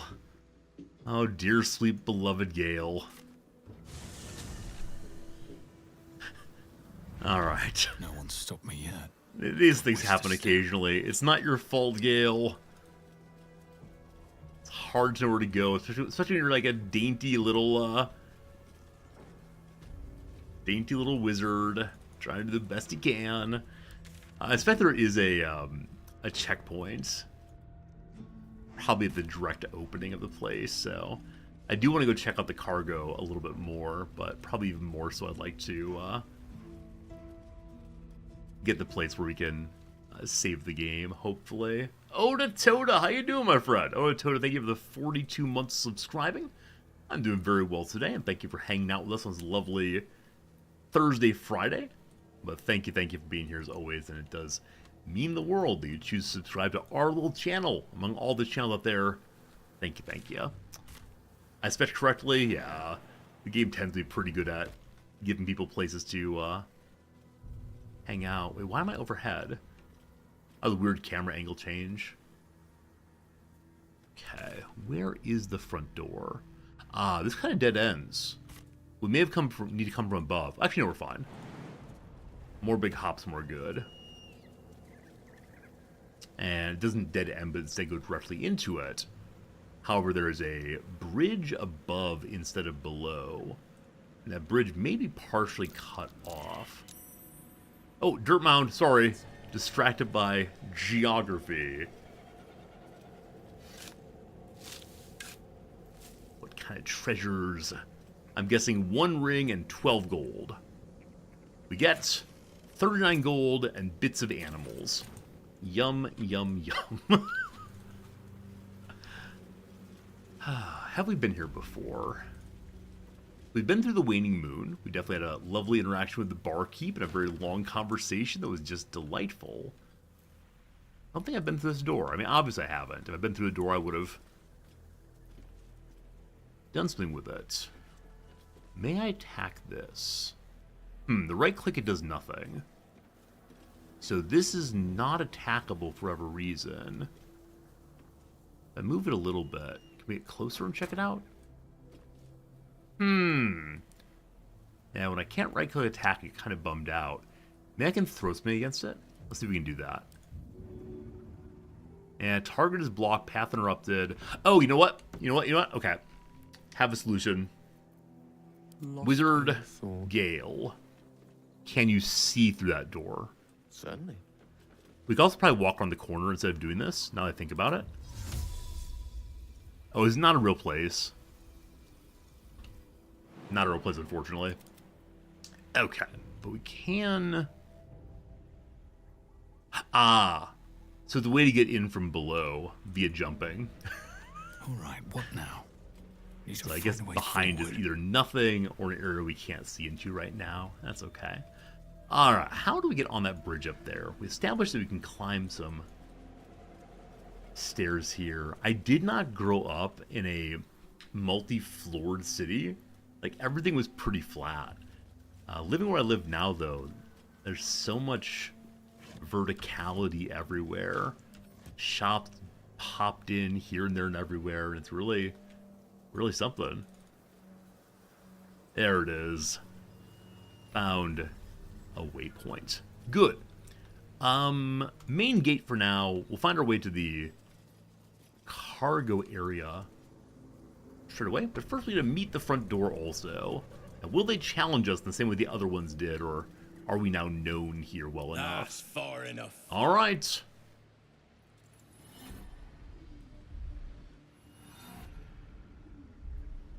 His thoughts invade your own, probing for purchase. Your parasite purrs in recognition. Ah, one blessed like myself. What news, true soul? So I guess the zealots all have parasites as well. So whatever's happening at this tower is infecting more people than just the ones who started here. Man, as we go inside, I wonder if we see a bunch of illithids. And if so, we have to make sure Lazelle has equipped the item that lets her do bonus damage against them. Or bonus accuracy, can't remember which one. Anyway, I'll tell your superiors. Right enough. Thank you. You'll find Zarel in the audience chamber, true soul. She'll be wanting to hear from What a you. lovely cone head. Let us not keep her waiting. Yeah, I got things to check out. I'm keeping her waiting. Praise the absolute. Cat. That's disallowed. Don't do that. Alright, so we have some ghouls working our side here. Getting here in the end, wasn't it? Serve. Oh! Sorry, creature. Just enough wits to be able to serve the absolute. I'm not sure if Bingo should be able to tolerate this. Like, if this isn't evil, I don't know what is. Now, perhaps we're being cautious. Perhaps we're just not wanting to rush in like fools, but still, it really does feel as if we're allowing evil to perdure more than we ought to. There can be no doubt. This is the place. This is where we'll discover the secret of the Absolute. What is this? A knoll. Dominated will. The affected entity is under the control of a nearby true soul. Are we going to learn here what kind of parasite abilities we've not been using? Because all the characters who do have parasites here are leveled up in some way. They're able to control Barnabas, Timothy, and all the rest. If we distract Lincella, I wonder if the other creatures will run rampant, rather. A moment, true soul. You use a spoon to stir the soup, Barnabas. Forget the axe, my darling.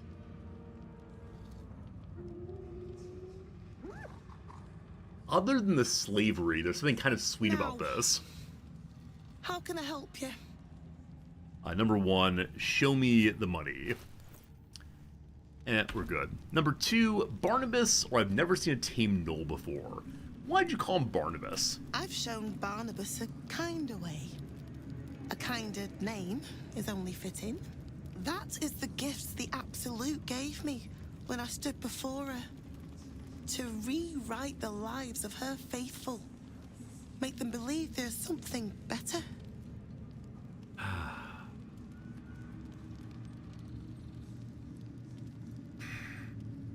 see the paladin option. It is a violation of nature to have gnolls enslaved.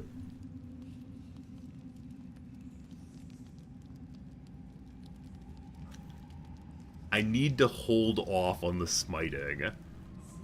Now, if I knew with absolute certainty that we could smite her discreetly, if we could fight her and no one else would join in, and the whole place wouldn't go hostile, then I'd probably smite her immediately.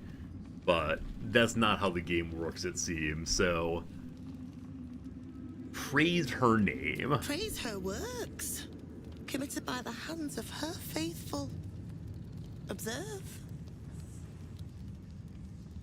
Barnabas, sweetie, come show what a good boy you are.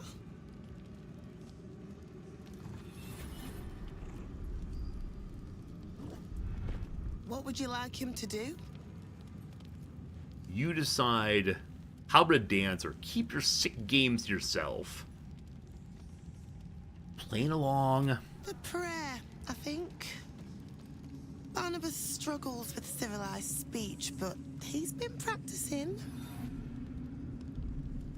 You feel her will surge outwards and envelop the creature, inexorable as the tide.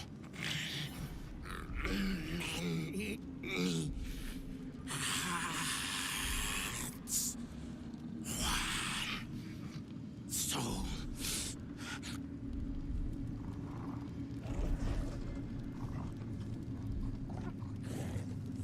No, Barnabas. We talked about this. I mean...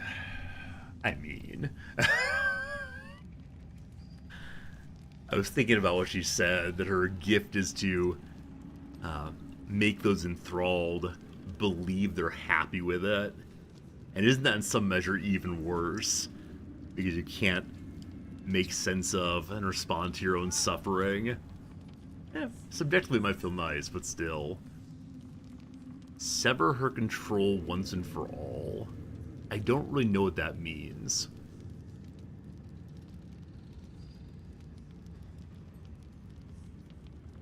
That'll probably cause the Knoll to go hostile.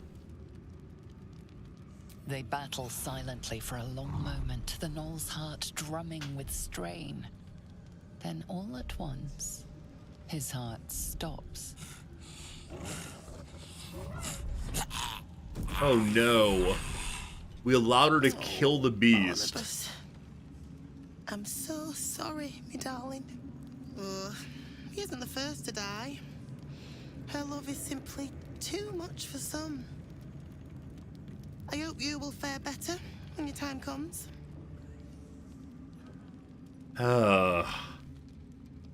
We need to smite her. I just need to do the right time. I don't want to upset everyone and the whole plan to take down Catholic. This is a place where I'm negotiating with the good. Instead of immediately smiting the enslavers, I'm saying, okay, for the greater good of stopping the Sharites, blah, blah, blah. How do I meet the Absolute? Please, Thorell. And you will be called to ascend to the tower top. Many have gone before you, though not all have returned. Is the Absolute Catholic one wonders? Don't tell me, etc. Barnabas's collar. You can keep that. Gnolls aren't beasts or natural. So...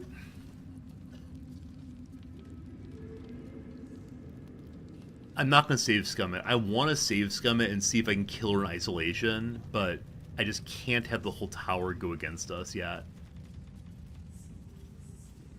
Which feels really quite sad to say, frankly. Because Bingo is simply trying to follow the requests of his friends here. And knows that he'll destroy her eventually. But I do worry, like, what kind of other evil will we discover as we go. I'm guessing quite a bit. We're looking for a leader. Who's Lontar? Big fellow. Have a look. If you have coin, then show it. What a lovely mustache you have, sir. Oh, he's a bugbear, I'm sorry. He's a weirdo like we are, but the wrong kind of weirdo. What do you have on offer? Okay, fancy items. So first things first, let me go ahead and mark the items that I certainly do not want or need. The bone saw and the other items we got from the surgeon fight. I don't know. We probably don't need all of these items. Like the rat bat seems cool. I'm going to keep it for dressing up and walking around the camp purposes. This ring of can't be blinded. We might need her under some conditions, so we'll keep it. Mental inhibition. I don't see us using that. Luminous gloves. I want to use it at some point, right? Yeah, we have battle mage power, which I do kind of like, because when we smite, we then, yeah, have more and more chance of hitting anything. So we want to maintain those bonuses, which means the luminous gloves I probably don't really need anymore. But I feel bad saying that, so I'm going to go ahead and keep it for now. Okay, that's a little bit of money coming from us. I want to keep these... That's so silly. I really want to keep these shells we found, as they are, you know, reminders of our trip to the beach. I'm a very strange player of this game, aren't I? Or do you all do this also? Do you keep the special items like the stuffed Albert toy? They're worth basically nothing, like they're worth 1 gold. But to my heart, they're worth everything.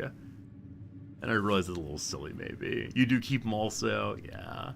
I spent a lot of... And those who approach the game as an RPG almost certainly keep these things. Lae'zel got a bunch of stuff we don't need right now. Sonic Ward Armor I wanted to use very, very much to the gift bonus, but doesn't seem right for her right now. Acid Surfaces... I don't think we need the Gloves of Power anymore, now that Gale has the 18 Dexterity Gloves. Crystal Ball we're keeping. Severed Head we're keeping. Alright, how much do we end up with this, like, first quick hunt through the pile? There are probably many more items to sell. Okay. These Infernal Token, or Soul Tokens, we have a few of these. I think they're evil. Halberd of Vigilance. Very rare item, 10 to 22 currently. Gain a +1 bonus to initiative rolls and advantage on perception. When you make an attack roll as a reaction, you make it with advantage. So I know that Lae'zel does that. She often has the reaction to first attack against her. A variant of the halberd's design was thrown out in the early stage of development by its forge master. This was because the halberd kept expressing itself. Alarm! It would shriek in peril. Potency fills me like a song of hope! It roared in triumph. Is it actually going to talk to us? Is it actually talking to us the whole time? I love it. The blue stick here worth checking out. Big Boy's Chew Toy. Who's a large fellow? Sorry. Oh my goodness, a quarter staff with an enchantment of make it larger. That is amazing. Often for mistaken of a relic of the wizard Bigby's creation, the staff was, ironically, made as a bite stick for Bigby's dog, Big Boy. Oh, that's really fun. I don't see myself using it on the current setup, but that is really, really fun. I think I want to see this giant halberd on Lae'zel. It's less damage. However, as a weapon enchantment +2, we lose our initiative roll +2 and get a +1 instead. I think this trade makes sense, maybe. I'm gonna do it, friends. I'm gonna give you the thing you want. Upgrading items, finally. Alright, they have a Fistbreaker Helm. 1 to spell save DC, 1 bonus initiative rolls. I mean, cool and all, but no. Slicing short swords. Breastplate 2, armor class 16. Don't need that. Enraging Heart Garb while raging, Berserker stuff. Gloves here are Gloves of Duelist while holding 1 weapon in main hand, nothing in the free hand. Different shield. I think that's about it for right now. That's great. The Soulbreaker Greatsword is a great weapon. Oh, yeah, Soulbreaker! Wait, you're right. The reason I love this weapon is not its damage. It gives the Soulbreaker move, which is a stun. This gives what? Like, this gives cleaves and such, correct? And charge. Oh, yeah, the stun is so strong. I almost changed a weapon. Do I give it to Big Boy here? Okay. Okay, I'll buy it for bingo, I guess. What do I have I don't really care about too much? Remember the early days in which I would have, what was it? I had someone throw a bottle of grease for Shadowheart to throw fire at. I really enjoyed those days. Now it's endless magic missiles. Never sell anything magical, buy it all. Yeah, it's a little excessive, unfortunately, if we truly try to buy it all. There's simply too many items. I need the cash, obviously, to hoard for no good reason. We don't need 12 Resurrection Souls, do we? Probably not. Probably not. Here. I've never used the Alchemist Fire. We have cantrips for a reason. Stones, we don't need those. I need to let one of you have access to my save file somehow, so you can go through and organize my inventory and just sell things. Right, this is the hoarder thing. Right, this is the hoarder thing I've heard about. Where if someone's like a sincere hoarder, the hardest thing is starting to throw things out. So if you get someone else to come over and help you by just getting rid of something, it can be very empowering. Now, it can also potentially be very sad for the person, and they'll miss the thing forever, but who knows. Alright. Balanced offer. Great. Get moving, will you? Yeah. Alright, so we bought only one new item, I believe. We'll go ahead and do latest to see. Indeed. What's it look like?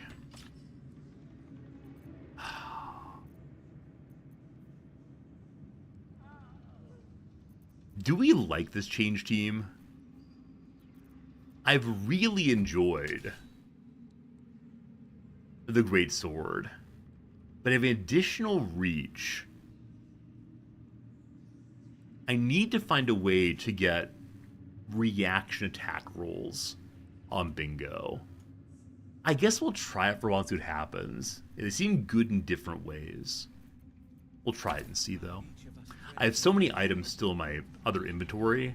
Oh, and there's another trader here. And it's an ad break, my friends. I think it's time for the once-a-day AFK ad break. It's a bad item, but it looks good. I think you're right. Friends, it's time for a quick little ad break. I'll be back in 3 minutes.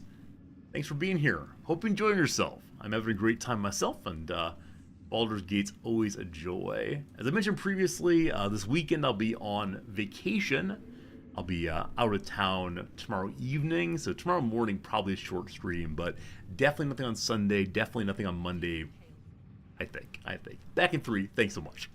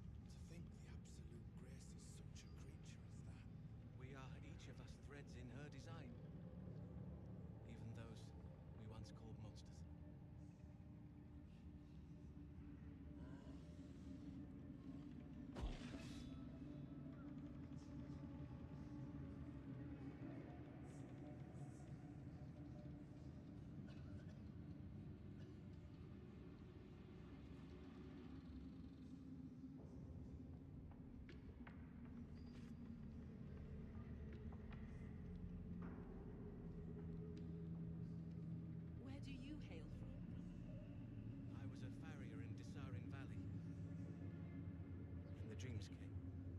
My brothers had the dreams too. Same as me. They wouldn't admit it. The Absolute calls us all to her design. Your family will answer. Eventually.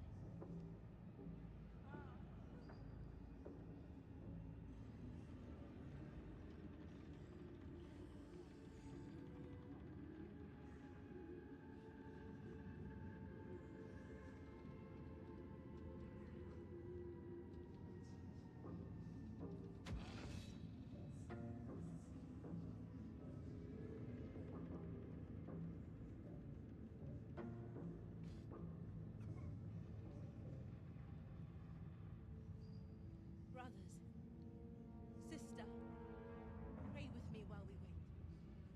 I'm not worthy. I never learned the words. Yes, you did.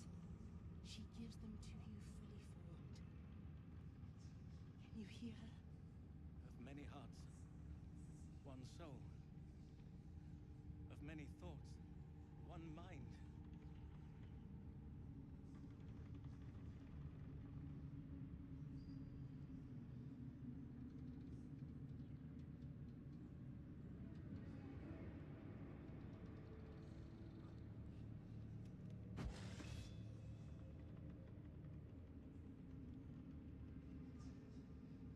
Hello again, friends. Thanks for being here. I appreciate it so much. And we have 1 hour-ish of play left today. As I said, I've got a number of things I gotta get done this afternoon. Normally, I need to get my Sunday magic video up between now and the end of the day, because I won't be here on Sunday to get it done. So I got that. Got some work to do before class. It'll be a good time, but things must get done for sure. All right, here we are with another loot seller. What's it called? A trader, possibly? Good old loot seller person named Roa Moonglove. Moongrove, there you are. What you got going, Roa? Ah, a new face come to bask in the light of the Absolute. How can I be of service, true soul? We met before at a goblin camp. I thought I recognized this person. Of course. Just before some godless lunatic purged the place of every innocent soul. A pity neither of us saw what happened.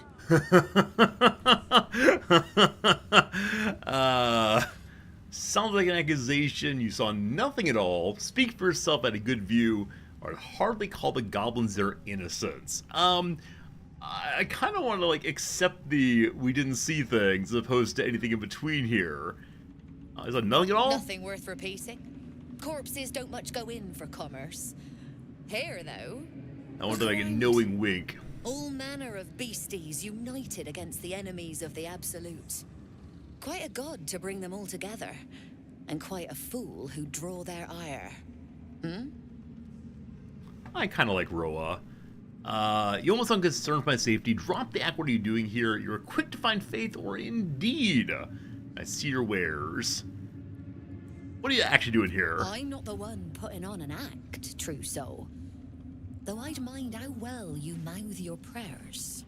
Spend enough time in this place, and you might just start to believe them. But look at me, preaching, when I'm only here to serve. Anything to trade, true soul? As of before, I really appreciate the continuity in this game. Things in the early acts matter later acts. So cool. Red Zars, thank you for the resub. You saw Nout, thank you for seeing nothing, my friend. Thank you for supporting the awful crimes we've done that no one sees with a nice, generous subscription. Thank you. Okay. They have a key rig. It's empty very well. Okay. Definitely want the super healing potions if possible. Man, they have a lot of scrolls. Those of you who go in on playing wizards and other people who use lots of magic, I'm so impressed. It feels like to use it effectively, you have to know so much going in about what the possibilities are, which is why I've become Mr. Magic Missile. I'm telling you, it is the greatest way to be, indeed. Armor of Devotion. The soft hum of fervent prayer reverberates at the armor plates. Recite your oath to regain 1 channel oath charge.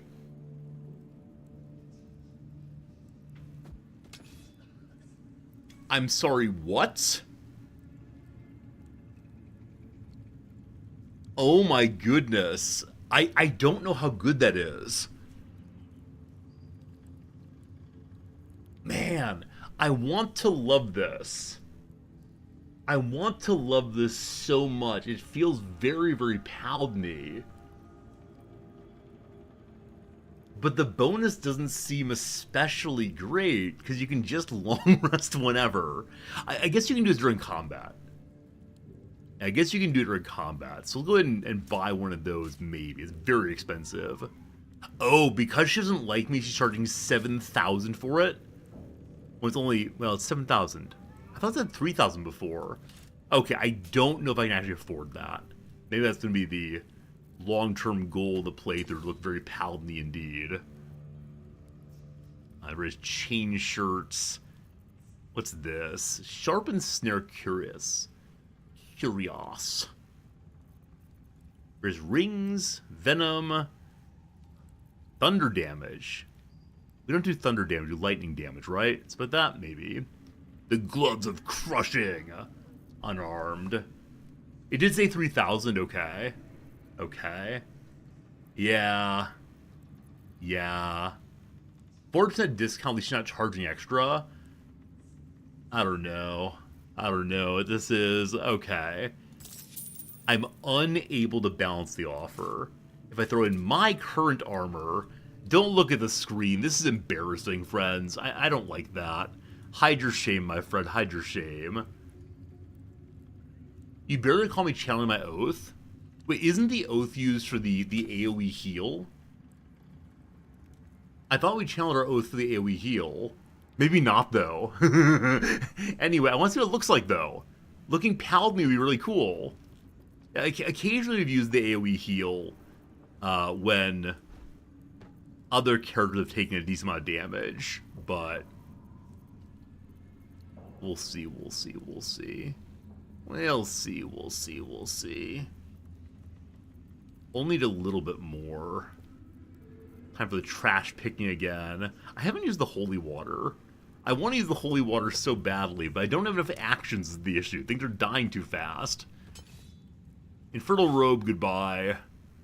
Goodbye. Okay, at this point, it's all even there, and we have some money still. An honor, Trousseau. Thank you. We kept our armor on through the conversation. I guess the devs hadn't planned for this move. Wow. Wow. That looks really, really cool. I don't channel enough to justify this item. It's not about justification. It's about it looks really cool. We're gold now instead of black. It's awesome. Where's my dye of green? Yeah, welcome to Baldur's fashion. Okay. Does this look good? We'll see. I might use the dye removers. Looks bad. Let's see, let's see. Yeah. Channeled Oath abilities, plural? Wait, what's Channeled Oath other than that one thing? Nature's Wrath, they can't move. Turn the Faithless. Hey, turn things! Okay, I'll try to heal people more often with the power of whatever that is. I look cool, though.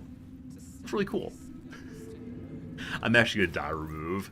Well, I like the Endless Green. I think it would look nicer if we had, the prior one. Let me work my magic. Gil, do you have dye remover? I think you do. Is it possible I sold all the dye remover? Is it called remover, I believe? There it is. Okay, Bingo does have one. Cool. Combine with that. Excellent. Much nicer. Cool. Lots of folks to chat with in here. I'm guessing that many of them are just stand-around characters to make the world interesting. We'll say hi. And this was funny when it was just goblins branding arses, but you lot mean business, eh? So Ural, I believe, is one of the protectors of the caravan here. It's Roa you want? We only talk when you've misbehaved. True enough, I hope I can find more paladin charged abilities. Swift as my feet can so I can use their channeled abilities, so I can use the oath more often. Each pack of recruits they bring in is worse than the last. Can't trust them to sweep the stables, let alone swing a sword. I thought the absolute welcome to all believers. They have potential, great words grow from less. We should purge them, or it's not our place to question absolute will. I'm to the first one. Shouldn't we welcome everyone? Not for me to say. All I know is they're bloody useless round here. Very well, Blub. I appreciate that they're not, Of course. I appreciate they're not making me wear this got a plan, outfit. And only she knows what part I wonder if they ever will do so. Okay, before I poke through here, I really do want to get back outside and check out that cargo. Before I realize that Gale was not where it's supposed to be. Mig. Is Mig loyal to the absolute? One second, what was that? I should speak up. Hello, Mig. May I use my horn here? Hush. Meat sounds above. Here.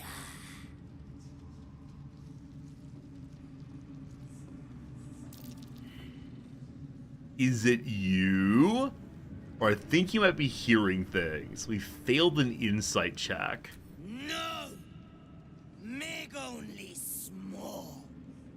This huge. In walls above. Maybe whole tower. You find meat? You share.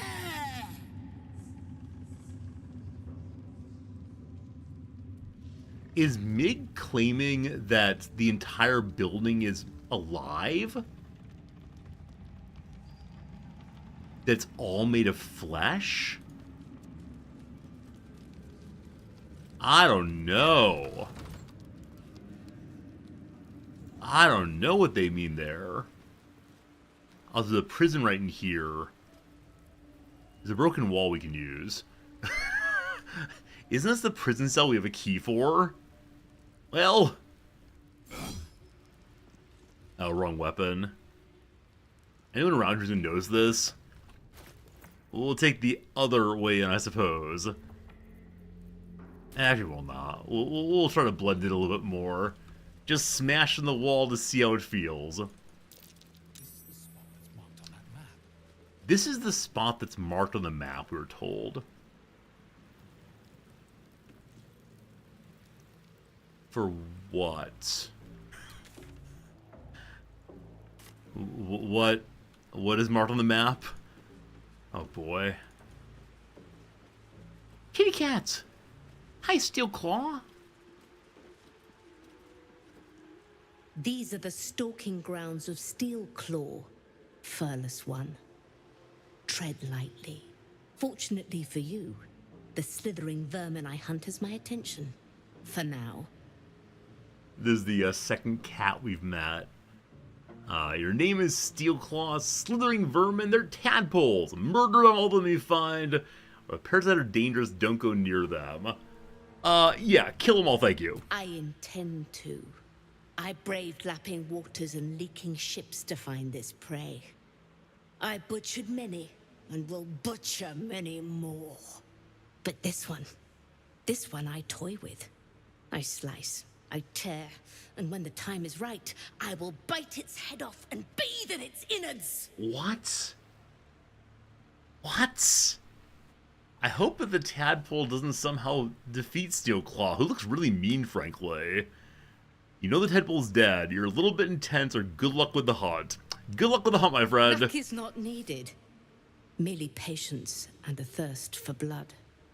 Hunt fast and hunt well. The devs put fur on some of the cats that everyone rioted. I mean, if people enjoy having the hairless cats, we should give the people what they want, I suppose. A cat hole. Hello, cat hole. Here goes nothing. I'm way too big. So we can go into the cat hole, I guess, later. Where's the... Okay, we're almost back to the shipping area I want to explore. Gale! Gale, it's time for gas stuff. Gas stuff is not equipped. Prepared. Readied. Dimensional door. Yeah. I didn't cast the invisibility today. Whoops. Okay, I want to be gas guy. Gas guy? Gas guy! Okay. Also, you need to cast your daily vision on yourself, my friend. Excellent. Okay, so now we become gaseous. I should have probably sent in someone else. Okay, it's a way to get to the docks. Most excellent. Or maybe off the docks. Don't mind me, just coming through. Pardon me, everyone. Scoot, scoot, scoot, scoot. A strange breeze blows in today. Okay, so how do we get down here before? Actually, I wonder where this door leads to. Done. I like the cats. The cats have been really fun so far. Everyone reappears here. I don't know how, I don't know why, but I'm grateful that we're suddenly here again. Ah, this is where the prison is, maybe. We should be kinder to the prisoners because they might become true souls someday. I got some doubts. Man, how are we going to interact with the prisoners? That for me is a real question. Because Paladin Guy wants to be nice to the prisoners, but at the same time, he's got to appear true soully. I feel like I missed something in this conversation.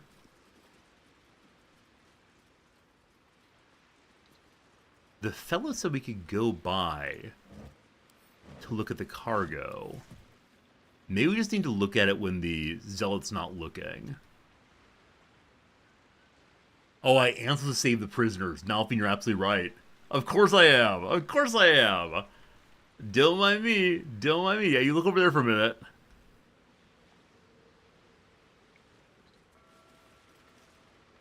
Oh, he didn't like that. I think he was looking away. Huh.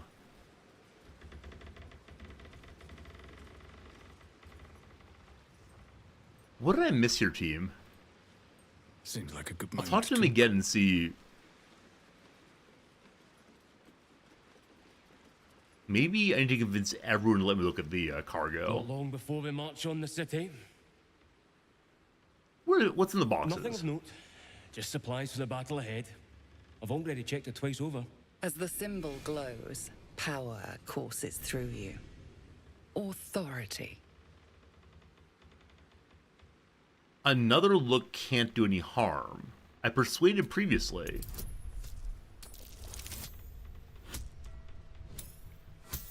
Maybe I forgot something.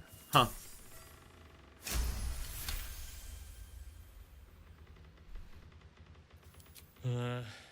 Right you are, I suppose. Check away. Maybe it's the case that eventually something else is put in it? Wait, I'm allowed to look now. At this one and this one. Oh, man, I missed that before? No, it's just poison.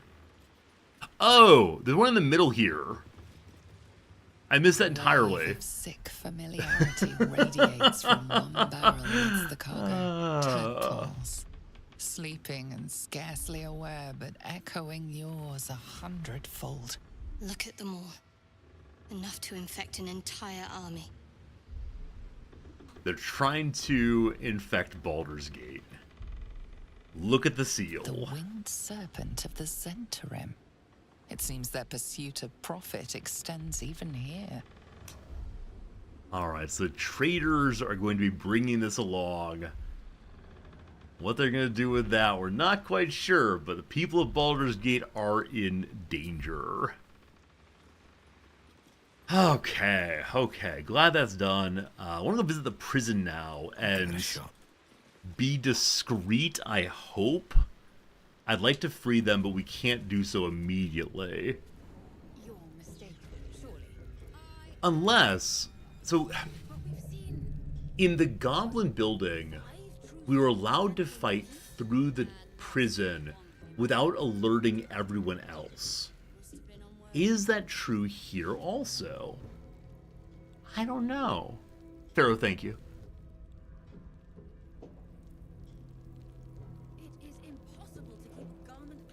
Well, hello, folks. Don't get too close to the prisoners. They're desperate enough to try anything. All's well here. The cargo from below has already been taken to the docks. Oh, from below. Have they put things into the heads of guys? Have all of the prisoners been infected already? From below. Be a dear and strike me deaf. Our guests are especially sobby today. Maybe I shouldn't be here yet. I worry that doing some things out of order could cause major problems.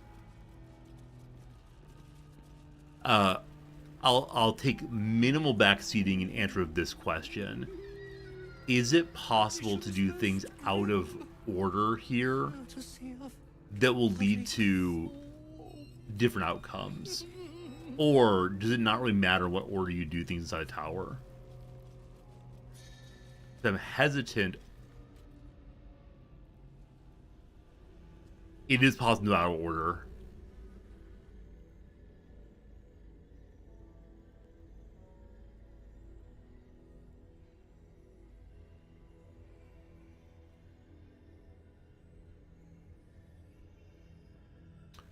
Maybe not yet. I'm in order right now. I was thinking of going and getting in good with the boss. Well, we'll see. Did you request this post too? I'm glad I got the Warden and not Zarel. Don't get chatty with the prisoners, mind you. The Warden won't like that.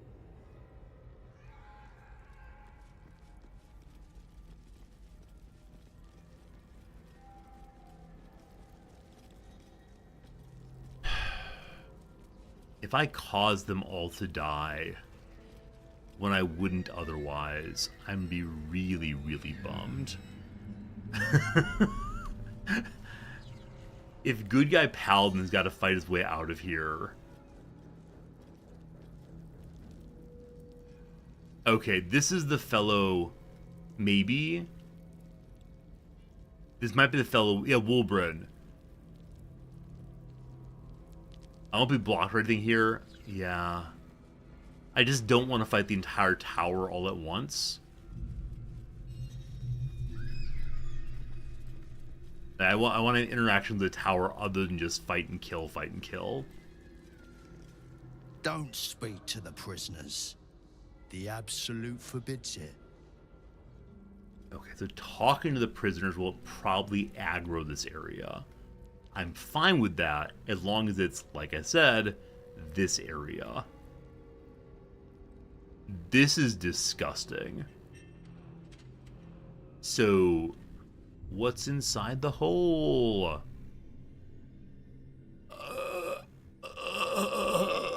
Okay. There was a comment that the Warden won't like this and that. I wonder if I can talk to the Warden before much else. Cell 1. Where's the... It's here. The secret stash is in the north, it looks like. It's just a red pit. Don't read into it. Yeah, you might be right with that one.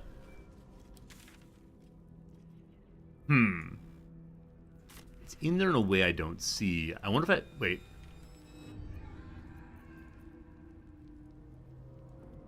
Endless festering is what I'm seeing. I do wonder what would happen if I used the misstep to get into these rooms. I now wish I were back outside to smash through that wall. These are all just named cells. Alright, I'm going to go to the middle, where I assume the warden is doing the panopticon thing. Wait, went the wrong way. Let's click there. I can't get there. Oh, wrong side. Wrong side. Sorry. This side instead. Going to meet with the warden. So here are two of the groups we're looking for. The gnome friend and some of the tieflings. Hello, are you the warden? The warden he's called. Oh, they're levers. I thought I had a key of some sort.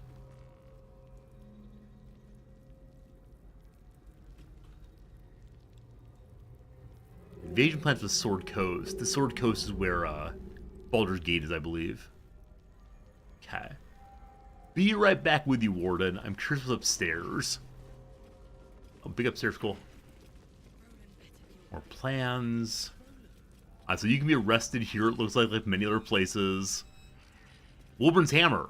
Hey, okay, so we probably need to get that item for Wilburn at some point, but right now I want to go ahead and just read this, which I believe is safe to do. Quick little look.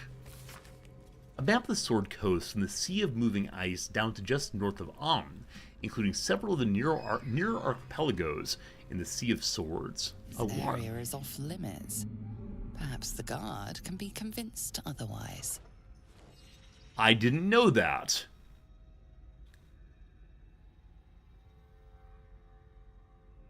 Well.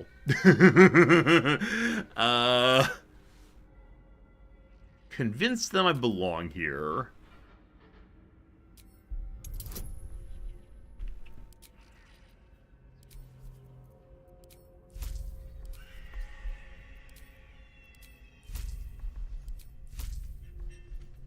Okay, I can only get... Oh.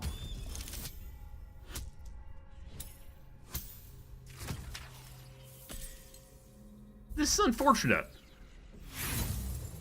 This is very unfortunate, my friends.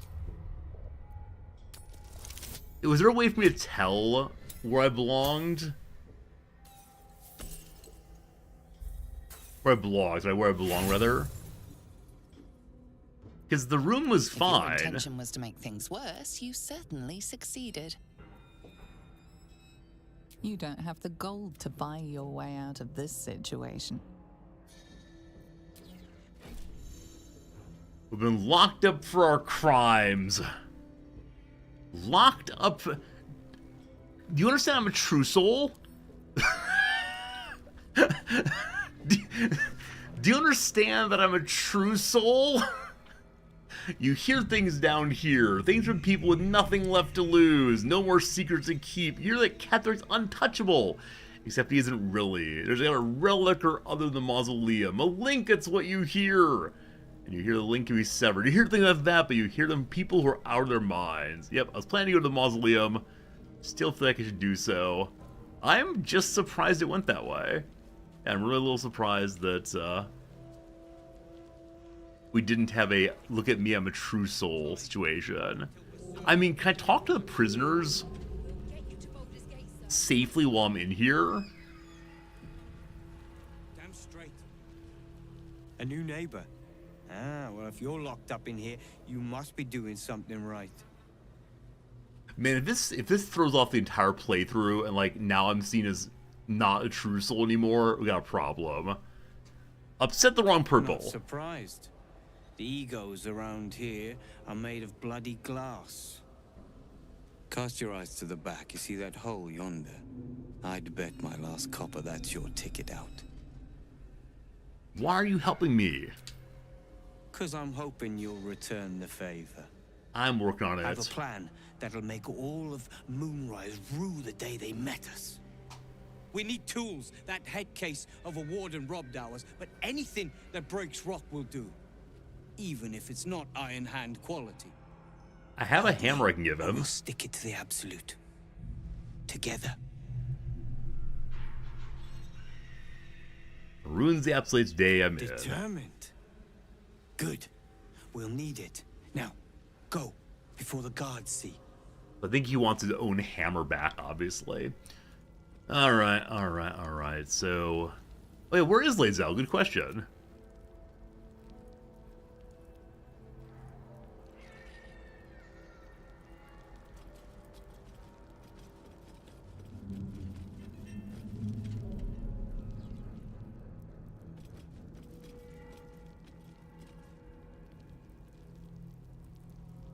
Where's the warden?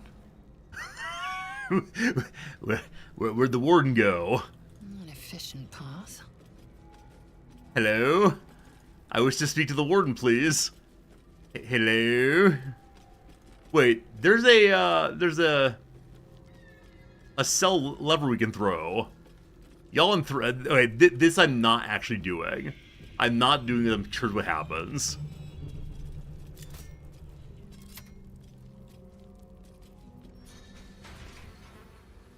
All's well that ends not as bad as it could have. Hello, everyone. Your escape attempt has been spotted. This might be a good time to return to your cell. Alright. Talk your way out of this. Intimidation time. I am a giant. Roar. This has become very silly very quickly. We good? We good? We good? We good? You prove hard to argue with. Thank you. You're free to go. I appreciate it. Alright, that's a depth there. You've been caught trying to flee your imprisonment. Choose your next move carefully. Wait. Does everyone see us as an enemy now? I will go ahead and reload if so. More intimidation. Just let me out, please. Fine. Each companion has to go free, okay. Got it. Free to go. Everyone's free to go. You've been caught trying to Alright, now it's Gale. I see. Choose your next move carefully. What do you got? Oh, I didn't use the bonus. Did it anyway. I think we're all good now. Gale's dreamt about killing him. You prove hard to... Okay, I believe we're now done with this. I need a quick word. What path lies before me? Okay. Everything is right in the world again. As long as it didn't somehow, like, despawn the warden. That would be absolutely unacceptable, of course.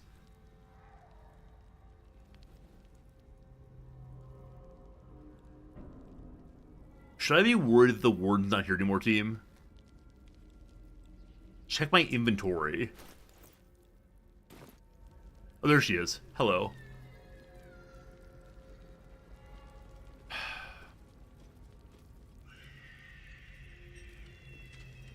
Eager for battle. Well, Lae'zel's ready to rock. Salutations. A long way to go still. Do I have to reorganize everything? Oh, no. Oh, no. Alright, we're going upstairs again. Road ahead. Very well. Getting my stuff. Could probably be crouched and sneaking. Get my stuff.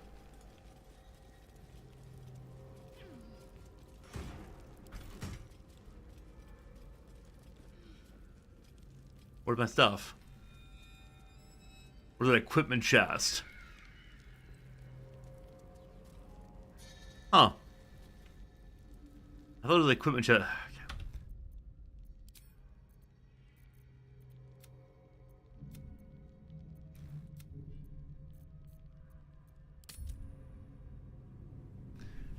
This might have been the grand escape moment.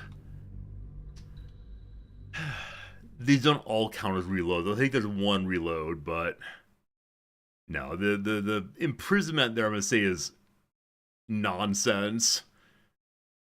It was not marked as off limits, and we're a true soul, and there was no acknowledgement of I'm sorry, true soul, or anything. So welcome to the prison once more. Yeah, had they been a little clearer about Cursed to put my hands on what's happening, I'd be fine with that. I went a different way this time. It's not nonsense. It's nonsense. Good nonsense. Hello, torturers. Back with you soon enough. My true heart, my soul? No, but they didn't even acknowledge it. Right? There was no, like, parasitic checking out there, which is what's happened everywhere else in here. You don't belong here, etc. Right? You don't belong here at all, man. My load time is heavy. My load time feels really fast to me, honestly. I don't know. I'm used to having very old computers and playing games where you know, set the game to go and then you come back in 10 minutes. But hey, you know what? If you want to buy me a new processor, you're welcome to do so. Donation link is down below. Send me money for a processor, my friend, and I'll get a new processor. Oh, man. Oh, man. Alright, alright. Warden conversation. I'm here to take the prisoners. Oh, my hard disk? Oh, I see. But we're not using a hard disk. We're using like a solid state whatever. SSD? Sorry.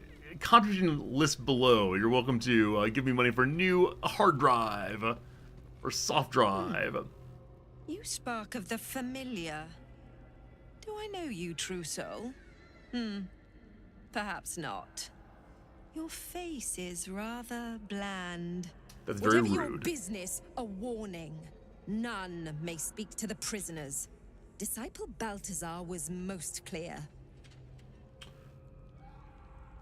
The rules don't apply to me. Probe the warden's mind. I'll speak to them if I want. Why ban speaking to prisoners? Do not disrespect me, I'm a true soul. Or you've locked up your own people. Oh dear. Does someone think they're important? You are small, true soul, insignificant, and above all, replaceable. Do not forget that. So apparently, all of us are true souls. Don't matter anymore. No good, no good.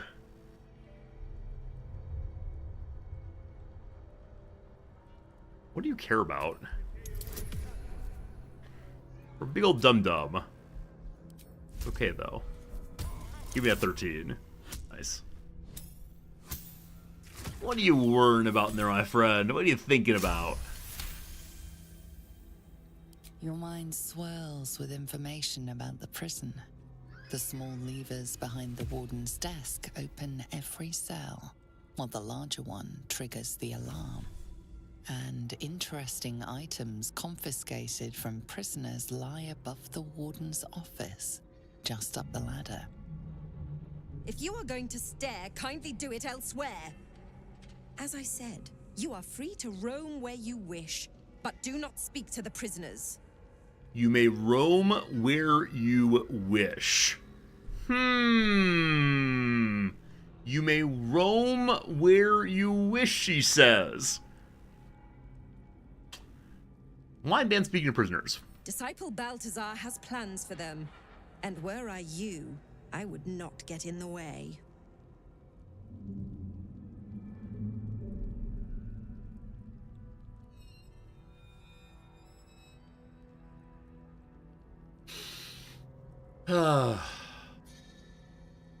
So I worry that Disciple Balthazar is going to kill them. I'm curious if we're going to go... If we go talk to the Disciple, if we can get permission to use the prisoners elsewise. I'm looking for the Duke. He sounds important, and I'm afraid the mere dregs are the only ones left in my care. Do you care that you've locked up tieflings? Anyone who refutes the Absolute is an enemy of mine, true soul. You would do well to remember that.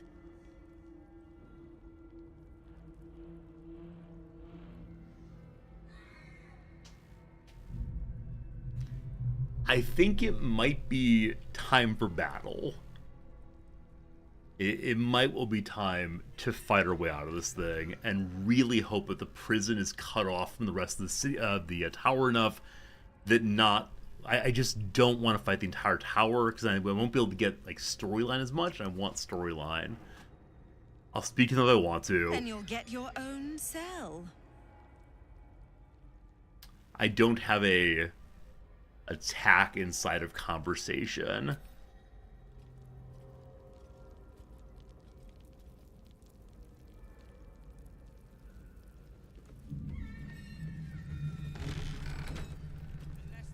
I don't know how this part works. I have 12 minutes. Attack button bottom left. It's true. It's true. Okay. This is just a request for information about the game. I'm going to attack her regardless of what you say. I'm just curious. Will killing her, but not setting off the alarm, alert the entire tower? Like, will there be no more talking to acolytes and so on? No? Okay, thank you. Like I said, I'm attacking her either way. I just want to know what I'm getting into. But, alright. Alright. We got tieflings to free. It's a big tower. That's fine. But, attacking one of the goblin leaders made all the goblin camp hostile. So that's what I was expecting was going to happen here, but maybe not. We're not even going to bless. Bingo. Let's all spread out a little bit. I'm not going to cheese it. I just don't want Gale to be in melee range.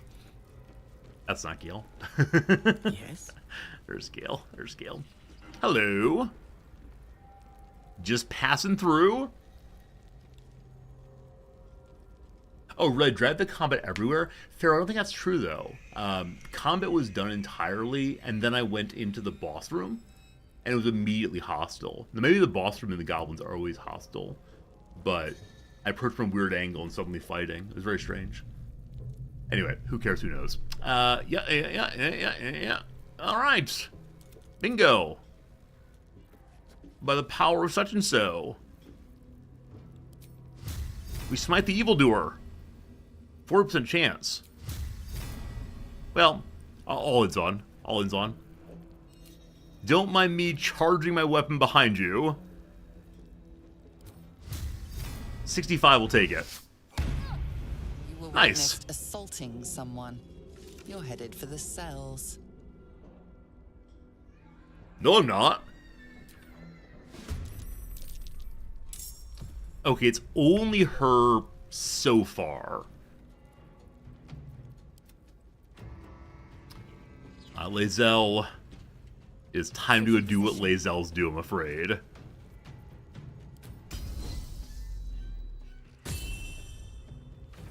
%, cool. Looking good. I counterspelled randomly there. I'm not sure what it was, but I'll take it. Okay. I'm going to normal attack.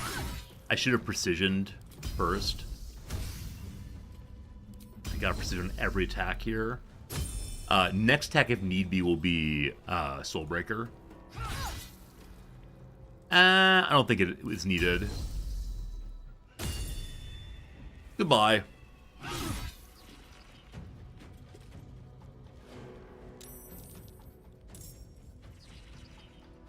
Huh. The rest of the world is moving around us while we fight by turns? No. The counterspell was not automatic. I just clicked it automatically. I've never done that before. And it's a little bummed that I did so, but that's fine. Alright, is she gonna, like, alert the guards?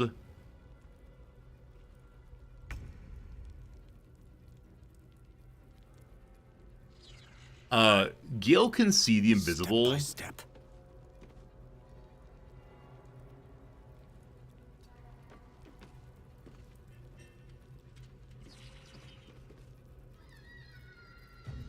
Oh boy. Well, also we only have one level 1 spell on Gale. Cool. Okay, we would know if she leaves the room. Can't give up. Not now. Huh. Would we know if she climbs up the ladder? I don't know how movement works in this game.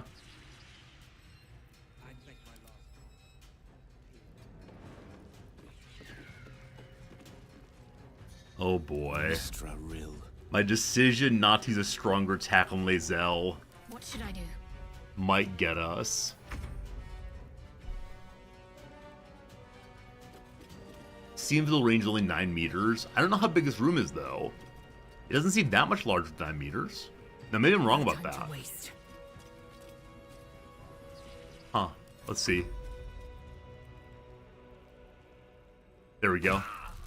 There we go. That's really 9 meters, isn't it? I think it's 9 meters, so. Anyway. Goodbye, my friend. Oh, temporarily hostile! Oh! I wonder if I should try to knock her out. No, she probably has gone back to, like, standard conversation.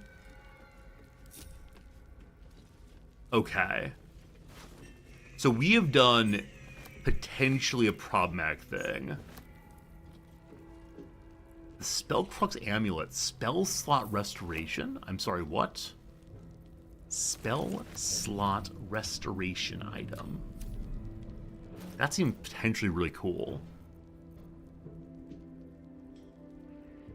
If I can find it. Alright. Where's the new item, please? There it is. A spell slot of any level can come back. Which way? Any level. Wow. That's amazing. That's absolutely amazing. Okay.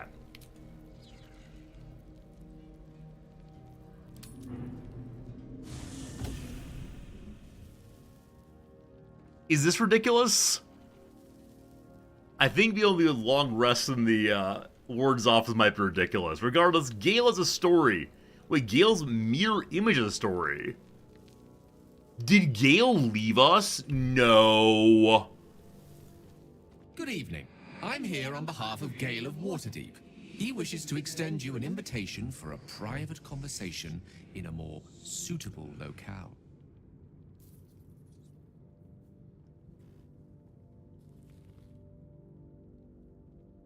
If this is just, I have some secrets to tell you, I'm all about it. If this is him wanting to have, like, flirtatious romance time, no. So, I can't tell his intentions, so no. Shame. He will be most disappointed, I fear. For the best. Man, I hope he stays in our team. I really hope he's back in the morning. We're good, thanks. Good, thanks. I was considering having Bingo go Rubishly, but I made my choice. If he's gone, I'd be so unhappy. He's back, we're fine. Gale, we're friends. We're friends. One day I'll catch a break. And that's all. We haven't said hi to Arabella in a bit. Is she better? Believe it. They can't be. Breathe, child. Resist not the winds of change. Let them carry thee. No. No! Listen. Dost thou not hear it? Where creation meets ruin, where morning meets midnight, the root of all being. Balance. They're dead. I can't. Balance.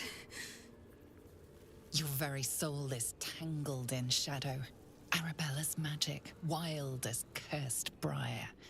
Her talent is now yours, too. The girl must learn the ways of the arcane, but she shan't remain here. Why shan't she? I want her to stay here. She's our friend. Yeah, I think that, on the not going and talking to Gale thing, it's because the very first time he ever asked to show me some magic, I believed him. I thought we were going to go, like, see a magic adventure, and then someone said, like, oh, you're going to sleep with Gale. Like, in-game, we were told it's time for romance with Gale. And so I think ever since then, when he's wanted to ask for alone time, I'm deeply suspicious of what his intentions are. Trying to avoid the awkward situation because, Bingo has eyes for no one. We're not sending the little girl away. Arabella holds a power beyond reckoning. That of the decaying forest and the seedling that bore it. But it is unbalanced. Her yoke is already heavy. If she walks thy path, it will surely break. So she's the Arabella spirit of will the forest? depart once thou dost leave these accursed lands. She will find her way safely. Thus, it is fated. Bowman, you're making me leave. Fear not, girl. The weave knows thy purpose. It will guide thee, if thou dost listen.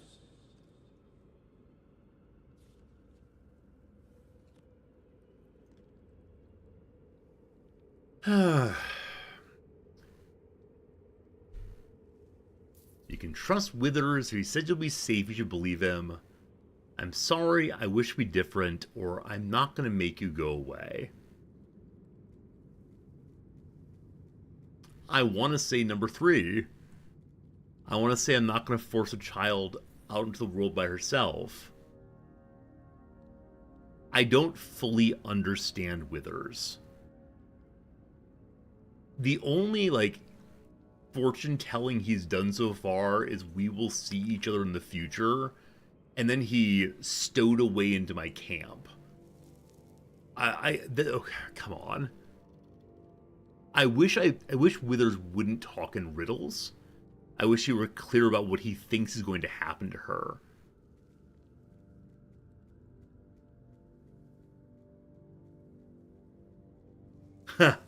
I don't like this choice. I won't make you go away. Thou must. Oh boy.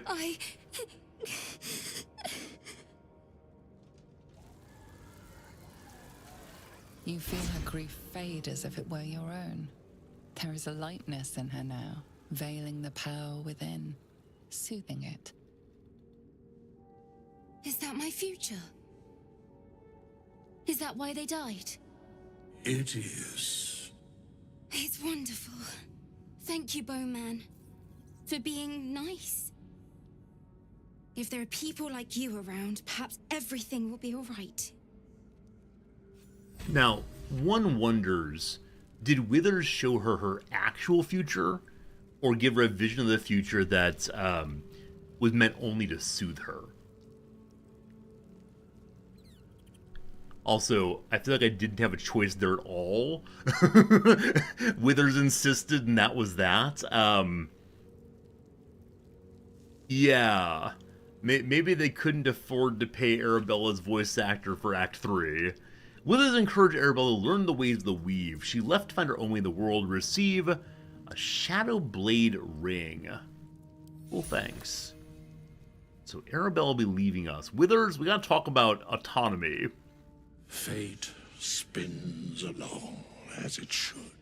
You can just say that about anything, man. Dost thou require a new ally? No, I need nothing.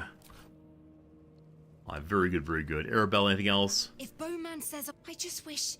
Okay, you wish her parents were around. I wish Mum and Pops was here. Your parents would be proud of you. I don't feel so strong. Or anything, really. Just tired. That's life. That's life, my friend. Alright, team, it's after 1 o'clock my time, so I gots to go. Puppy probably has an item. We'll stand here right now and engage with Puppy in a bit. Namely, next time we play. Will that be tomorrow? Maybe? Will that be Monday? No. Will that be Tuesday? I think also no, because I think we have a sponsored stream next week. Will it be Wednesday? Maybe not also, because I think there's a game in a demo I'm excited to play, but I can't say anything about it right now. Tuesday Japan time? Yeah. Probably tomorrow, at least for a little bit. But I'm not certain. I'm not certain. Regardless, team, I thank you, I appreciate you, and I'll see you again real soon.